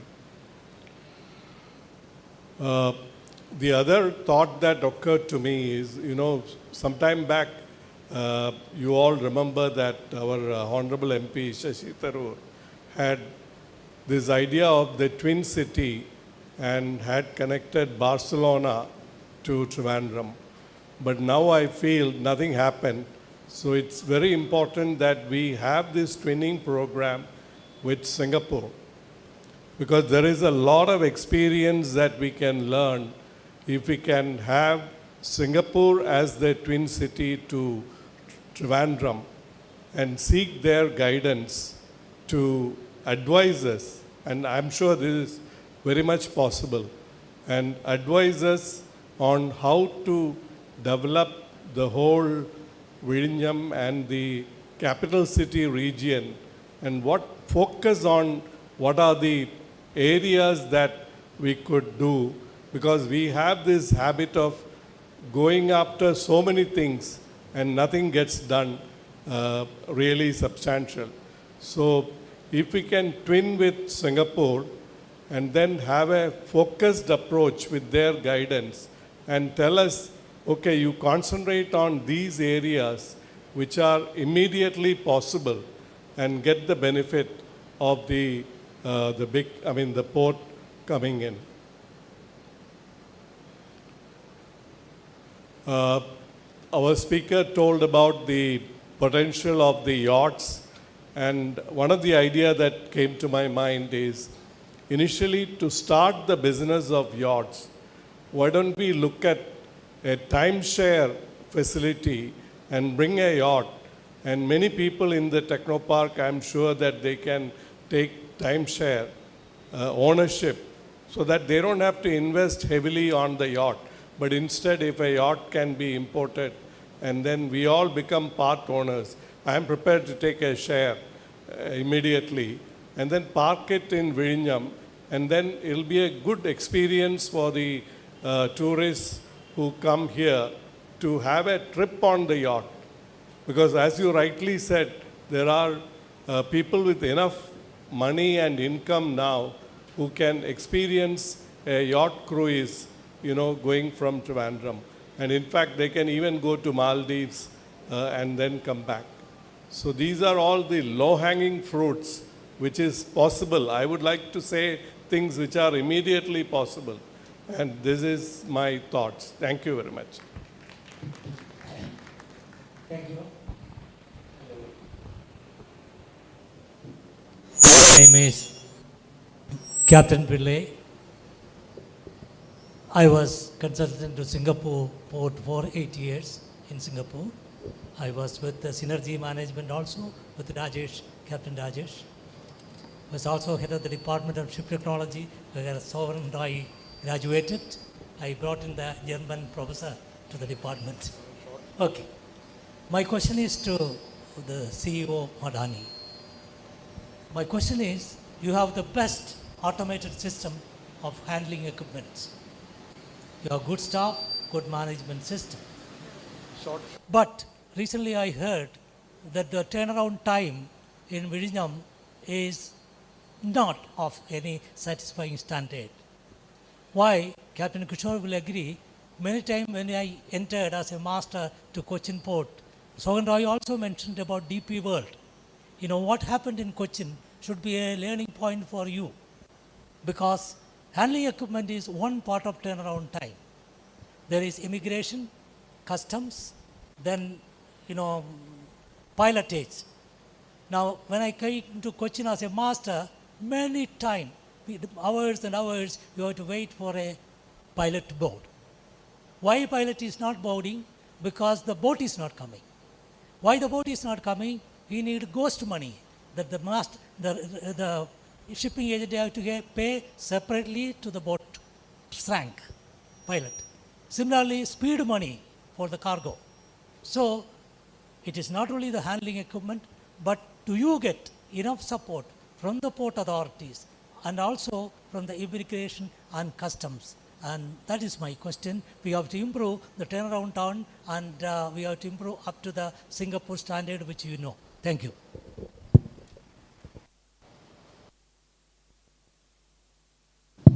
Good afternoon, sir. Thank you for the question. So before I answer, I think in my speech I missed the most important part. I wish Janmabhumi and the journalists associated with it happy 50th anniversary. Wish you for 50 more, 100 more. Look forward to seeing that. So I'm trying to answer this without trying to offend the person who is asking the question, because a lot of these things is a hearsay. There are 2-3 things. I was in Rotterdam a couple of months back, and we are on par with Rotterdam in terms of performance, and what they said is it took us 7 years and you did it in 7 months. And our performance has been consistently improving, and there is no port, and I didn't want to add in my speech a long thing, because we are the ones who scaled up to this level compared to any port in the world, because we are operating at more than 100% capacity. So it's a myth or a false propaganda that our performance is not up to the mark. As of today, if you look at it, we are one of the best, or almost on top in terms of the performance benchmark. And we are not satisfied with it. That's why I am going globally to look at what is in other places. And we are on par with Singapore. Singapore is no better. But there are other aspects to ship turnaround time, which we need to keep it in mind. One is how clear your channel is, because there are still fishing vessels that they still do not know what to do when a ship comes or goes out. So there is a delay in berthing and unberthing, which adds to the larger turnaround. So there is a GO that is issued in terms of no fishing zone and so on. So we will educate the fishermen around. We do not want any livelihood to be affected. We want them to have a coexistence. So that's why we are not pushing it hard. As long as, in how it has happened in other ports, if they know that when the ship is coming in and going out, they automatically move out and then they can come back in, right? So that will take some time. It's a practice, it's a habit, it's a cultural change, so that is going to take time. Second thing is the customs and immigration process of every country changes. So that also, so if for example, in my own port and other place, when the first box comes out, I know when the ship is berthed, last line in, and when is the first box comes out is my efficiency, right? In 20 minutes, 25 minutes, the box should come out. Here it takes time. That's because there's a customs process and there is an immigration process that is involved. They are also learning. Same things once my operation completes. So again, a customs process and an immigration process that happens. So it's a chain of events that comes into picture. That puts the scheme of how fast the vessel is turned around, right? From a productivity perspective, we are pretty good. But yes, there have been delays because of multiple reasons, and we'll be improving and improving and improving. As I said, that we have global benchmark, government is cooperating, we are working with the Home Affairs Ministry and Customs. Last month, we have opened a customs facility. Now they will have physical officers sitting inside the port. We are looking forward to have an EDI connectivity, which has still not happened because the papers are filed manually, because the customs has changed the process. So there is multiple bits of things which will influence the faster turnaround of a ship. It is all work in progress, and it is going to improve further and further and further. But at this point also, I'm just saying that we are much better compared to majority of the lot of other ports. And as I said, our benchmark is global, and what Singapore does, or what Rotterdam does, or what Port of LA does, or what Shanghai does. So that's our benchmark, which we would want to beat. An aspiration to be a global leader in that, and we will go. So yesterday, I was reviewing our business since the time we started full-time operations in October till what we have done in April. Every month there is a productivity increase compared to the previous month. So that's a kind of a thing that we are looking at. And the proof of the pudding is in eating. So if we are doing bad, ships don't come, volumes don't come. And we are chock-a-block, where ships are waiting outside for berthing. So that's my view. ഇതുമായി connect ചെയ്തിട്ട് ഒരു കാര്യം പറയാനുണ്ട്. കാര്യം വിഴിഞ്ഞം പോർട്ടിന് ലോകത്തിലെ ഏറ്റവും വലിയ ക്രൂയിസ് ഷിപ്പിനെ അക്കോമഡേറ്റ് ചെയ്യാൻ പറ്റും. ഇപ്പം ഞാൻ ക്രൂയിസ് ജേർണിക്ക് പോകുന്നതാണ്. അവിടെ എപ്പോഴും സംഭവിക്കുന്നത്, നമ്മളൊരു പോർട്ടിൽ ചെന്ന് കഴിഞ്ഞാൽ ഒരു ദിവസമേ കാണത്തുള്ളൂ. രാവിലെ ബ്രേക്ക്ഫാസ്റ്റ് കഴിഞ്ഞിട്ട് എല്ലാവരും എക്സിറ്റ് ചെയ്ത് കഴിഞ്ഞാൽ വിത്തിൻ 1 hour ഇമിഗ്രേഷൻ കഴിഞ്ഞ് എല്ലാവരും പോകുന്നു. വൈകിട്ട് 5 മണിയാകുമ്പോഴത്തേക്ക് എല്ലാവരും തിരിച്ച് കയറും. അത് കഴിഞ്ഞ് അടുത്ത ഡെസ്റ്റിനേഷനിൽ പോവുകയാണ്. ഈ സമയത്തിനുള്ളിൽ ഓൺ ആൻ ആവറേജ് $100 to $200 ഒരു പാസഞ്ചർ ആ സിറ്റിയിൽ ചിലവഴിക്കുക. അതൊരു തമ്പ് റൂളാണ്. ഇതനുസരിച്ചിട്ട് 7000 പേരുള്ള ഒരു ഷിപ്പ് ഇവിടെ വന്നു കഴിഞ്ഞാൽ ഏതാണ്ട് $1.4 million വരെ, അതായത് ഒരു 12-13 കോടി രൂപ ഒരു ദിവസം തിരുവനന്തപുരത്തിന് റവന്യൂ ഉണ്ടാക്കാനുള്ള മാർഗ്ഗമുണ്ട്. അത് 10 കോടിയെങ്കിലും കിട്ടും. പക്ഷേ ഇത് നടക്കണമെങ്കിൽ 1 മണിക്കൂർ കൊണ്ട് 7000 പേരെ ഇമിഗ്രേഷൻ ക്ലിയർ ചെയ്ത് പുറത്തു വരണം. അത് അദാനി പോർട്ട് വിചാരിച്ചു കഴിഞ്ഞാൽ നടക്കത്തില്ല. അതിന് ഇവിടുത്തെ ഇമിഗ്രേഷൻ ആൾക്കാരോട് വിചാരിക്കണം. അതിനുള്ള എഫിഷ്യൻസി നമുക്ക് ഉണ്ടോ എന്ന് കരുതണം. ഈ പുറത്ത് വരുന്ന ആൾക്കാരെ കറക്റ്റ് അവരുടെ കയ്യിലെ $200 തിരുവനന്തപുരം സിറ്റിക്കകത്ത് നിക്ഷേപിക്കാനുള്ള സംവിധാനം നമുക്കുണ്ടാവണം. ട്രാഫിക് ബ്ലോക്ക്സ് ഉണ്ടാകാൻ പാടില്ല. അവർക്ക് പോയി ഷോപ്പിംഗ് നടത്താനുള്ളത് അവർക്ക് കംഫർട്ടബിളായിട്ട് പോകണം. അവർ കംഫർട്ടബിളാണ്. അവരുടെ ഫീഡ്ബാക്ക് അനുസരിച്ച് മാത്രമേ അടുത്ത തവണ ആ ഷിപ്പ് അവിടെ വരുമോ വേണ്ടയോ എന്ന് തീരുമാനിക്കത്തുള്ളൂ. അപ്പം അങ്ങനെ വരികയാണെങ്കിൽ ഒരു വർഷം ഏതാണ്ട് 100ഓളം കപ്പലുകൾക്ക് വളരെ ഈസി ആയിട്ട് വിഴിഞ്ഞം പോർട്ടിൽ വന്നു പോകാനുള്ള മാർഗ്ഗമുണ്ട്. അത്രയധികം ബിഗ് ഷിപ്സ് നമുക്ക് ഇവിടെയുണ്ട്. ഒന്ന് ആലോചിച്ച് നോക്കി, 100 കപ്പലുകൾ, ഒരു ആവറേജ് 10 കോടി രൂപ നമുക്ക് ഒരു ഷിപ്പിൽ നിന്ന് വരുമാനം ഉണ്ടെങ്കിൽ 1000 കോടി രൂപ ക്രൂസ് ഷിപ്പിൽ നിന്ന് മാത്രം നമുക്ക് വരുമാനം ഉണ്ടാക്കാനുള്ള മാർഗ്ഗമുണ്ട്. പക്ഷേ അതിന് മറ്റ് ഒരുപാട് കാര്യങ്ങളുണ്ട്. പോർട്ടിനോട് മാത്രം പറഞ്ഞാൽ പോരാ, മറ്റ് ഇൻഫ്രാസ്ട്രക്ചേഴ്സും എല്ലാം ശരിയായാൽ മാത്രമേ വരത്തുള്ളൂ. അതിനെല്ലാവരും ഒരുമിച്ച് പ്രവർത്തിക്കണം. സോഹൻ റോയ് സാബ്, സാഷ്ടാംഗ പ്രണാമം. താങ്കൾക്ക് സാഷ്ടാംഗ പ്രണാമം. താങ്കളെ ഇവിടെ ക്ഷണിച്ച് വരുത്തിയ ജന്മഭൂമി മാനേജിംഗ് ഡയറക്ടർക്കും സാഷ്ടാംഗ പ്രണാമം.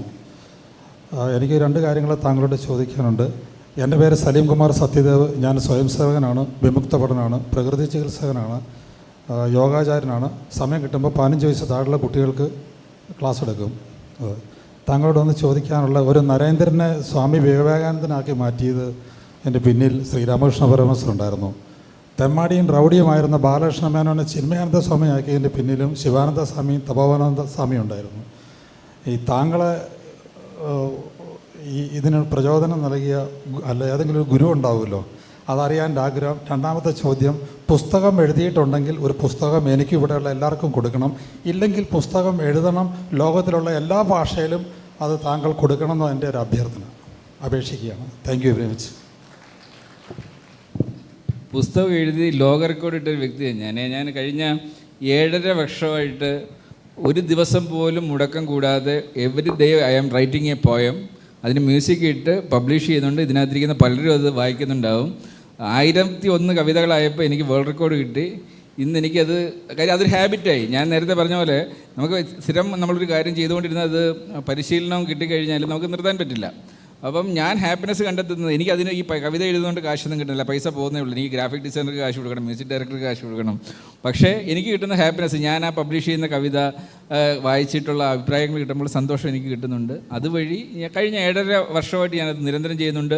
ഏതാണ്ട് 100ഓളം സിനിമകൾക്ക് ആൽബംസിനുമായിട്ട് 100ഓളം കവിതകൾ ഗാനങ്ങൾ എഴുതിയിട്ടുണ്ട്. ഞാൻ എഴുതിയ 3 ഗാനങ്ങളാണ് ഇന്ത്യയിൽ നിന്ന് ഓസ്കാറിലേക്ക് ക്വാളിഫൈ ചെയ്യപ്പെട്ട ഔസബച്ചൻ മാഷ് സെലക്ഷൻ കിട്ടിയ 3 ഗാനങ്ങൾ. AR റഹ്മാൻ്റെ ഗാനം ഡാനി ബോയലിൻ്റെ UK മൂവിയിലൂടെ പോയത്. ഇന്ത്യയിൽ നിന്ന് സെലക്ഷൻ കിട്ടിയ ആദ്യത്തെ 3 ഗാനം എൻ്റെയാണ്. അതിൻ്റെ പുസ്തകമുണ്ട്, അത് തീർച്ചയായിട്ടും തരാം. ഇതൊക്കെ ചെയ്യാൻ ആര് പ്രേരിപ്പിക്കുന്നത് വെച്ച് കഴിഞ്ഞാൽ, ഏതോ ഒരു ശക്തി നമ്മുടെ അടുത്ത്, നമ്മൾ നാടിന് വേണ്ടി എന്തെങ്കിലും ചെയ്യണം. നമ്മൾ ചെയ്യുന്ന തൊഴിലിൽ നമുക്ക് സന്തോഷം ഉണ്ടാവണം, നമ്മുടെ കസ്റ്റമർക്ക് സന്തോഷം ഉണ്ടാവണം, നമ്മളോടൊപ്പം പ്രവർത്തിക്കുന്നവർക്ക് സന്തോഷം ഉണ്ടാവണം. ഒപ്പം തന്നെ നമ്മളുടെ പ്രവൃത്തിയിലൂടെ നമ്മുടെ നാടിന് ഗുണമുണ്ട്. ആ നാടെന്നുള്ളത് നിങ്ങളുടെ വിഷനാണ്. നിങ്ങളുടെ ഗ്രാമത്തിനാവാം, നിങ്ങളുടെ രാജ്യത്തിനാവാം, നിങ്ങളുടെ പട്ടണത്തിനാവാം. പക്ഷേ അവർക്ക് സന്തോഷം കിട്ടുന്ന കാണുമ്പോൾ നമ്മുടെ സന്തോഷം വീണ്ടും വർദ്ധിക്കും. എൻ്റെ ലൈഫ് ഗോൾ എന്ന് വെച്ചാൽ ഹാപ്പിനെസ്സാണ്. എല്ലാവരും ഹാപ്പി ആകുമ്പം ഞാൻ കൂടുതൽ ഹാപ്പി ആവുന്നു. Thank you.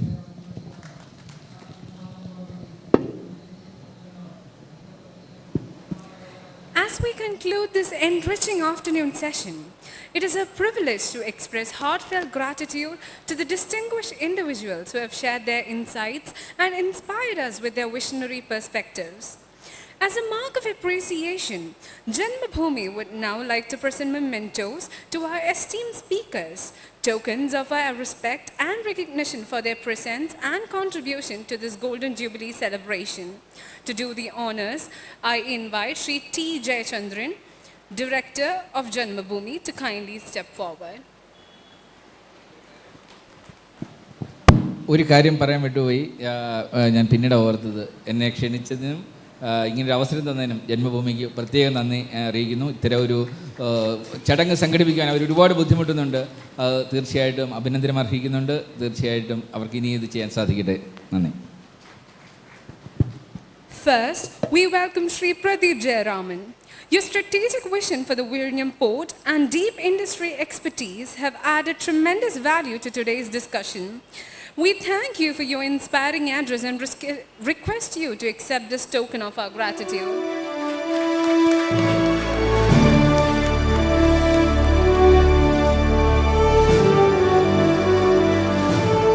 Next, we invite Dr. Shri Sohan Roy. Your dynamic presentation, bridging innovation, engineering, and global entrepreneurship truly elevated the conversation today. It is our honor to present this memento as a mark of our admiration and thanks. And finally, we invite Captain Kishore Kumar Aries. Your address offered valuable insights into the operational nuances of maritime logistics, drawing from years of seafaring experience and academic excellence. So we request you to kindly accept this memento as a symbol of our sincere appreciation. Thank you once again to our distinguished speakers.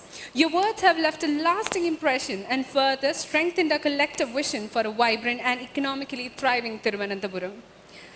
To extend our heartfelt gratitude to all dignitaries, guests, participants, and everyone who made today's event possible, we invite Shri Mukkampalamoodu Radhakrishnan, coordinator of the organizing committee, to deliver the vote of thanks.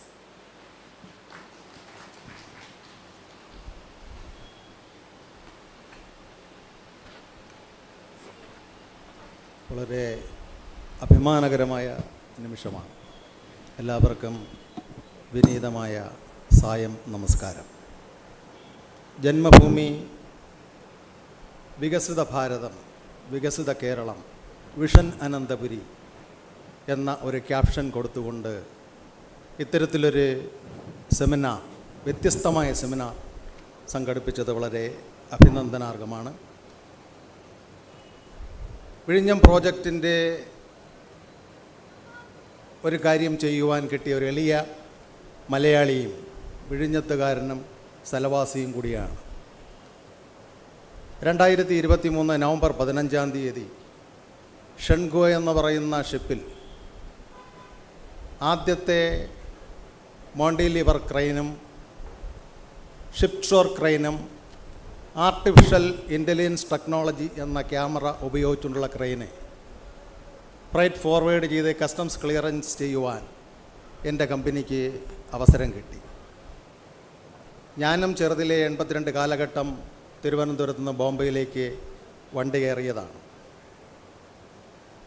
അവിടെ എൻ്റെ ഗുരു എന്ന് പറയുന്നത് രാഷ്ട്രീയ സ്വയംസേവാ സംഘമാണ്. കാര്യാലയത്തിൽ നിന്നും 82 കാലഘട്ടത്ത് cargo logistics ആണ്. അന്ന് ലോജിസ്റ്റിക്സ് ഒന്നും വന്നിട്ടില്ല. നമ്മൾ ആരാധ്യനായ പ്രധാനമന്ത്രി, ലോകാരാധ്യൻ ശ്രീമാൻ നരേന്ദ്രമോദി അദ്ദേഹമാണ് ലോജിസ്റ്റിക്സ് എന്ന വാക്കിനെ ഇൻ്റർനാഷണൽ ലെവലിൽ ഒരു മോട്ടിവേഷൻ കൊടുത്തത്. G20 അധ്യക്ഷനായപ്പോൾ തിരുവനന്തപുരത്തും ബോംബെയിലും കാർഗോ കോഴ്സ് പഠിച്ച് ഇൻ്റർനാഷണൽ ലെവൽ കോഴ്സിന് പോണവർക്ക് 1 ഇയർ ഇൻറ്റേൺഷിപ്പ് എടുക്കണം. പക്ഷേ നമ്മുടെ ഒരു ഭാരതീയൻ സാധാരണക്കാരൻ പ്രധാനമന്ത്രിയായി G20 അധ്യക്ഷനായപ്പോൾ ഈ കാർഗോ കോഴ്സിനെ, എയർലൈൻ കോഴ്സിനെ ഇൻ്റർനാഷണൽ വൽക്കരിച്ചു. തിരുവനന്തപുരം ലോജിസ്റ്റിക്സ് STP കോളേജിലെ എൻ്റെ കുട്ടികളെല്ലാം വന്നിരിക്കുന്നുണ്ട്. അവർ എഞ്ചിനീയറിംഗ് കാർഗോ സെക്ഷൻ ഷാഗുൽ പഠിപ്പിക്കുന്നു. ഈ കോഴ്സ് ഇവിടെ നിന്ന് പഠിച്ച് ലണ്ടനിലോ സിംഗപ്പൂരോ പോയാൽ അവിടെ 1 ഇയർ ഇൻറ്റേൺഷിപ്പ്. പക്ഷേ മാനനീയ പ്രധാനമന്ത്രി G20 അധ്യക്ഷനായപ്പോൾ ഏകീകരിച്ചു. Customs clearance and forwarding, international air transport association, shipping and coasting, ഇതിനെല്ലാം യൂണിഫോം കൊണ്ടുവന്നു. തിരുവനന്തപുരത്ത് പഠിക്കുന്ന ആളിന് വിദേശത്ത് അദാനി പോർട്ട് ന്യൂയോർക്കിലുണ്ടെങ്കിൽ അവിടെയും ജോലി കിട്ടും, ഇൻറ്റേൺഷിപ്പ് വേണ്ട. ആ ഒരു അപ്രസേഷനിലെ ഈ ഒരു ഹാൻഡ്ലിങ്, അദാനിയുടെ മുണ്ടറ പോർട്ട് കസ്റ്റംസ് ക്ലിയറൻസ് ചെയ്യുവാൻ അവസരം കിട്ടിയപ്പോൾ അവർ ചോദിച്ചു, ഫ്രൈറ്റ് ഫോർവേഡ് ചെയ്യുന്ന ഓം ഫ്രൈറ്റ് കമ്പനി ചോദിച്ചു, ട്രിവാൻഡ്രത്ത് ഈ കാർഗോ ഹാൻഡിൽ ചെയ്യാൻ ഇവർക്ക് കപ്പാസിറ്റി ഉണ്ടോ? അവർക്ക് അതിശയമായി. ഞാൻ തിരുവനന്തപുരത്തുകാരനാണ്, വിഴിഞ്ഞത്തുനിന്ന് 5 കിലോമീറ്ററേ എൻ്റെ സ്ഥലമുള്ളൂ, എനിക്ക് അഭിമാനമാണ് എൻ്റെ സ്ഥലത്ത് ഈ പ്രോജക്റ്റ് ചെയ്യുവാൻ. ശരിയെന്ന് പറഞ്ഞു. വേറെ സമ്മർദ്ദങ്ങൾ ചെലുത്തി ടെൻഡർ എനിക്ക് തന്നെ കിട്ടി. ആ 8 ഷൺഗുവ ഷിപ്പ് ഹാൻഡിൽ ചെയ്യേണ്ട ഭാഗ്യം പത്മനാഭൻ്റെ നാട്ടുകാരനായ എനിക്ക് കിട്ടി. അതിന് പ്രേരണ തന്നത് ഡോക്ടർ പ്രദീപ് ജയരാമൻ സാറിൻ്റെ കമ്പനിയാണ്. Is A appreciation sir, your company is motivation, my company is clearance and forwarding, വിഴിഞ്ഞം അദാനി സീപോർട്ട്. പക്ഷേ വളരെ വളരെ പ്രതിസന്ധികളായിരുന്നു. ഞാൻ ഹിന്ദിക്കാരനെന്നാണ് വിഴിഞ്ഞത്തുകാർക്കുള്ള. ഞാൻ വന്നപ്പോൾ കപ്പൽ നോക്കി നിൽക്കണമെങ്കിൽ 1 ലക്ഷം രൂപ വേണം. 2023 സെപ്റ്റംബർ, ഒക്ടോബർ, നവംബർ മാസത്തെ ചരിത്രമാണ് പറയുന്നത്. എന്നെ രക്ഷിച്ചത് ഹാർബർ വിജയൻ പോലുള്ള തുറമുഖത്തെ സാധാരണക്കാരായ തൊഴിലാളികളാണ്. 1 ലക്ഷം രൂപ നോക്കുകൂലി കൊടുത്താൽ മാത്രമേ ഈ കപ്പൽ അവലെ ലാൻഡ് ചെയ്യുവാനും ഇറക്കുവാനും അനുവദിക്കുകയുള്ളൂ എന്ന് ചില മേലധ്യക്ഷന്മാരും ട്രേഡ് യൂണിയനും പറഞ്ഞു. ഞാൻ പ്രതിസന്ധിയായിപ്പോയി. ഞാൻ ടെൻഡർ ഒപ്പിട്ട് കൊടുത്തു. എല്ലാ N1 ക്ലിയറൻസ് ടെൻഡർ റേറ്റും കൊടുത്തു. അപ്പോൾ പെർ ക്രെയിനിന് 1 ലക്ഷം റുപ്പീസ് വെച്ച് കൊടുത്താൽ എനിക്ക് എന്താണ് ക്ലിയറൻസ് ചാർജ് കിട്ടുക? അവസാനം സമരങ്ങളിലേക്ക് പോയി. കപ്പൽ വെയിറ്റ് ചെയ്തു. നമ്മളെ നാടിൻ്റെ ഗതി ആലോചിച്ച് നോക്കണം. 40 വർഷമായി ഏത് തിരഞ്ഞെടുപ്പ് വന്നാൽ 20 തിരഞ്ഞെടുപ്പ് 5 വർഷം തിരഞ്ഞെടുപ്പ് വരും പറയും ഹൈക്കോടതി ബെഞ്ച്, വിഴിഞ്ഞം തുറമുഖം, ഇൻ്റർനാഷണൽ എയർപോർട്ട് എന്നെല്ലാം പറഞ്ഞ് വോട്ട് വാങ്ങിക്കും. പക്ഷേ ഇവിടുത്തെ ഈ ഇരിക്കുന്ന കുഞ്ഞുങ്ങൾ, മക്കൾ എല്ലാം ഇന്ന് ലണ്ടനിലും അമേരിക്കയിലും പോകുന്നവർ ചോദിക്കും, സാറേ വിഴിഞ്ഞം പോർട്ട് വന്നല്ലോ, ലോജിസ്റ്റിക്സ് ജോലി കിട്ടുമല്ലോ, അങ്ങ് വരട്ടോ എന്ന്.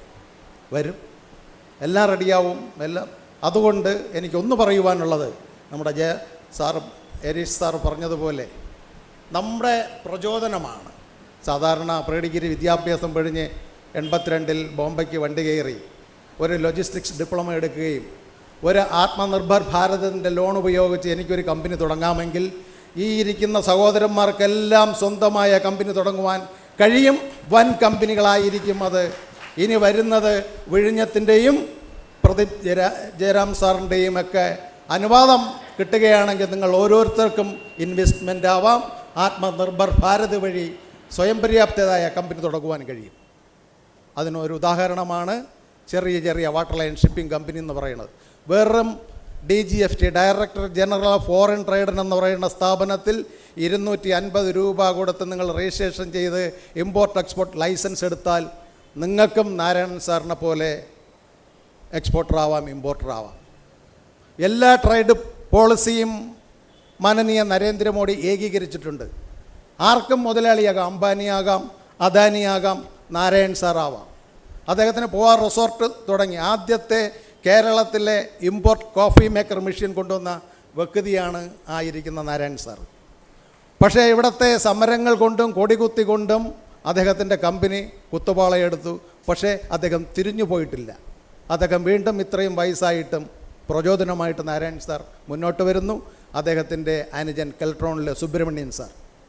നിങ്ങളൊരു കാലഘട്ടത്ത് കാണും കെൽട്രോണിൽ ജോലി ഉണ്ടെങ്കിൽ പെൺകുട്ടികളെ കിട്ടും സാർ. ഇവിടെ ഇന്ന് ആ കെൽട്രോൺ കമ്പനി ഇല്ല. ഡൈനോര സാറിനൊക്കെ അറിയാം, സോളിഡ് എയർ TVകളൊക്കെ ഉള്ള കാലം.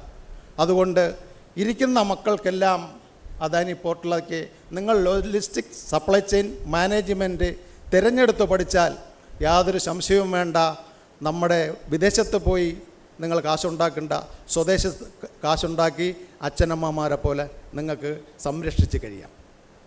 അപ്പോൾ അത്തരത്തിൽ ഒരു പോർട്ട് വരുന്നത് വിഴിഞ്ഞം മാത്രമല്ല, കോറിഡോർ സംവിധാനം. വിഴിഞ്ഞം മുതൽ നാവായിക്കുളം വരെ 88 കിലോമീറ്റർ 5 സിറ്റിയാണ് വരുന്നത്. സംസ്ഥാന ഗവൺമെൻറ്റിനൊന്നും അറിഞ്ഞുകൂടാ. അത് വ്യവസായ പാർക്കുകൾ, ഇൻഡസ്ട്രീസ് പാർക്കുകൾ, ഇവിടുത്തെ എംസാൻഡും കല്ലും നെടുമങ്ങാടുള്ള സ്പൈസസും തടിക്കഷണങ്ങളും തടികളും, അതുപോലെ നമ്മുടെ ബാലരാമപുരത്തുള്ള ടെക്സ്റ്റൈലുള്ള സാധനങ്ങൾ, അതുപോലെ തന്നെ ഇലക്ട്രിക് ആൻഡ് ഇലക്ട്രോണിക്സ് സാധനങ്ങളെല്ലാം എക്സ്പോർട്ട് കൊണ്ടുപോകാം. ഈ ലൈൻ 3 ആക്കുന്നത് എന്തിനാ? UPയിലും ബീഹാറിലുമുള്ള ജീരകം, ഉള്ളി, സ്പൈസസ്, മുളകെല്ലാം ലോജിസ്റ്റിക്സ്, റെയിൽ ലോജിസ്റ്റിക്സിലോ ബാലരാമപുരത്ത് വന്ന് അവിടുന്ന് ഭൂഗർഭ പാതയിൽ കൂടി പോയി 2020 മുതൽ നമ്മുടെ ഇന്ത്യയുടെ സുഗന്ധദ്രവ്യങ്ങളും വ്യഞ്ജനങ്ങളും വിദേശത്തേക്ക് പോകും. അപ്പോൾ നിങ്ങൾക്ക് എക്സ്പോർട്ടേഴ്സ് ആവാം, നിങ്ങൾക്ക് സ്വന്തമായി കമ്പനി തുടങ്ങാം. അപ്പോൾ അത്തരത്തിലുള്ളൊരു ഓപ്പർച്യൂണിറ്റിക്ക് ഇവിടെ വേദിയൊരുക്കിയ ജന്മഭൂമിയുടെ എല്ലാ ഡയറക്ടേഴ്സിനും ഒരു സംരംഭകൻ എന്നുള്ള നിലയിൽ, സ്വയം സേവകൻ എന്നുള്ള നിലയിൽ എൻ്റെ അഭിനന്ദനങ്ങൾ അർപ്പിച്ചുകൊണ്ട് എന്നിൽ നിറവേറ്റിയ കർത്തവ്യത്തിലേക്ക് നടക്കുന്നു നമ്മുടെ ക്ഷണം സ്വീകരിച്ചെത്തിയ വിഴിഞ്ഞം അദാനി പോർട്ടിൻ്റെ CEO.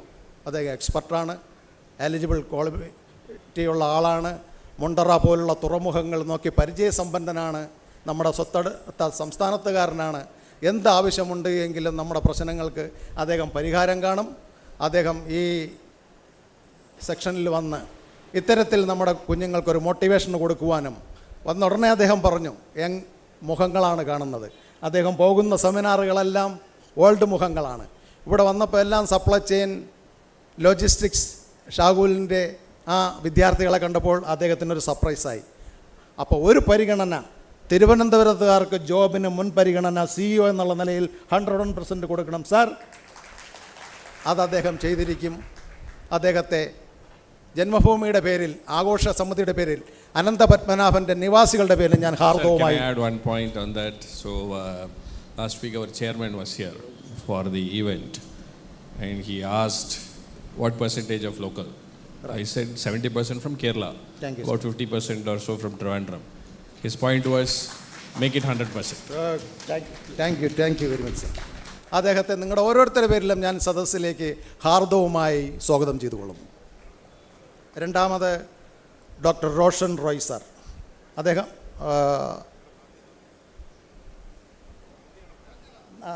നന്ദി സാർ.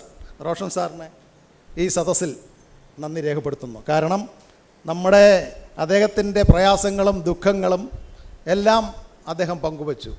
അദ്ദേഹം എന്നെപ്പോലെ തന്നെ ഒരു സംരംഭകനായി ഒരുപാട് അനുഭവങ്ങൾ അനുഭവിച്ച വ്യക്തിയാണ്. അപ്പോൾ അദ്ദേഹത്തിൻ്റെ കാഴ്ചപ്പാടുകൾ ഈ ഇരിക്കുന്ന വിദ്യാർത്ഥികൾക്ക് നമുക്ക് എല്ലാവർക്കും ഒരു മോട്ടിവേഷനാണ്. അപ്പോൾ അത് നമുക്കറിയാം, നമ്മളെല്ലാം നല്ല രീതിയിൽ ഒരു സിനിമ കാണുവാൻ തിയേറ്റർ ഇവിടെ ഉണ്ട്.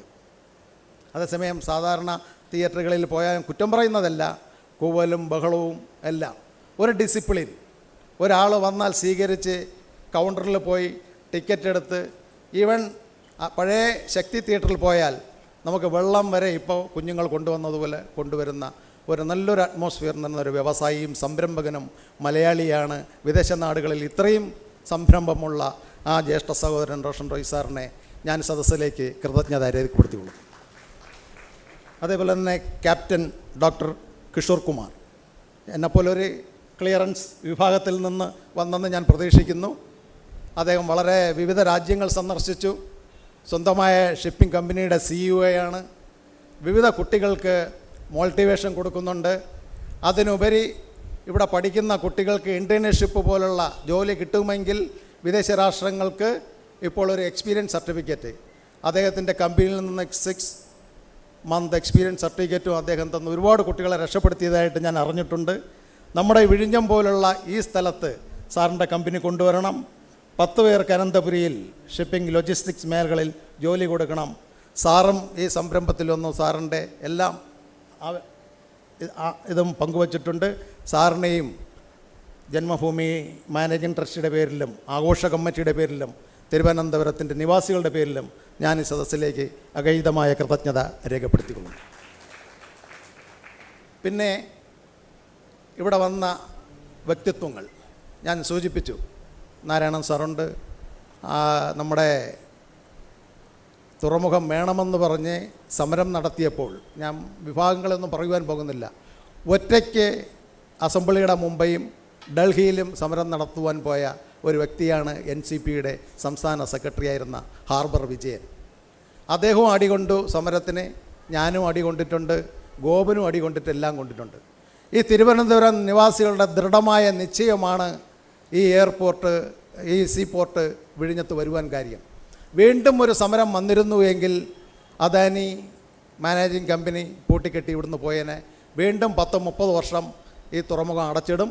സിംഗപ്പൂർ, ദുബായ്, ജബിലാലി, കൊളംബോ പോലുള്ള കുറേ ആൾക്കാർ ഇവിടുത്തെ പൊളിറ്റീഷ്യന് കാശുകൾ കൊടുക്കും. ഇവിടുത്തെ കുഞ്ഞുങ്ങളെല്ലാം പോയി കേരളമെന്ന് പറയുന്നത് ഷൂവായി മാറും. അതിന് നേതൃത്വം കൊടുത്ത ഹാർബർ വിജയൻ, വെങ്ങാനൂർ ഗോപൻജി തുടങ്ങിയ എല്ലാ സമരസാരഥികളും ഇവിടെ എത്തിയിട്ടുണ്ട്. അവർക്ക് 1000 നന്ദി രേഖപ്പെടുത്തിക്കൊള്ളുന്നു.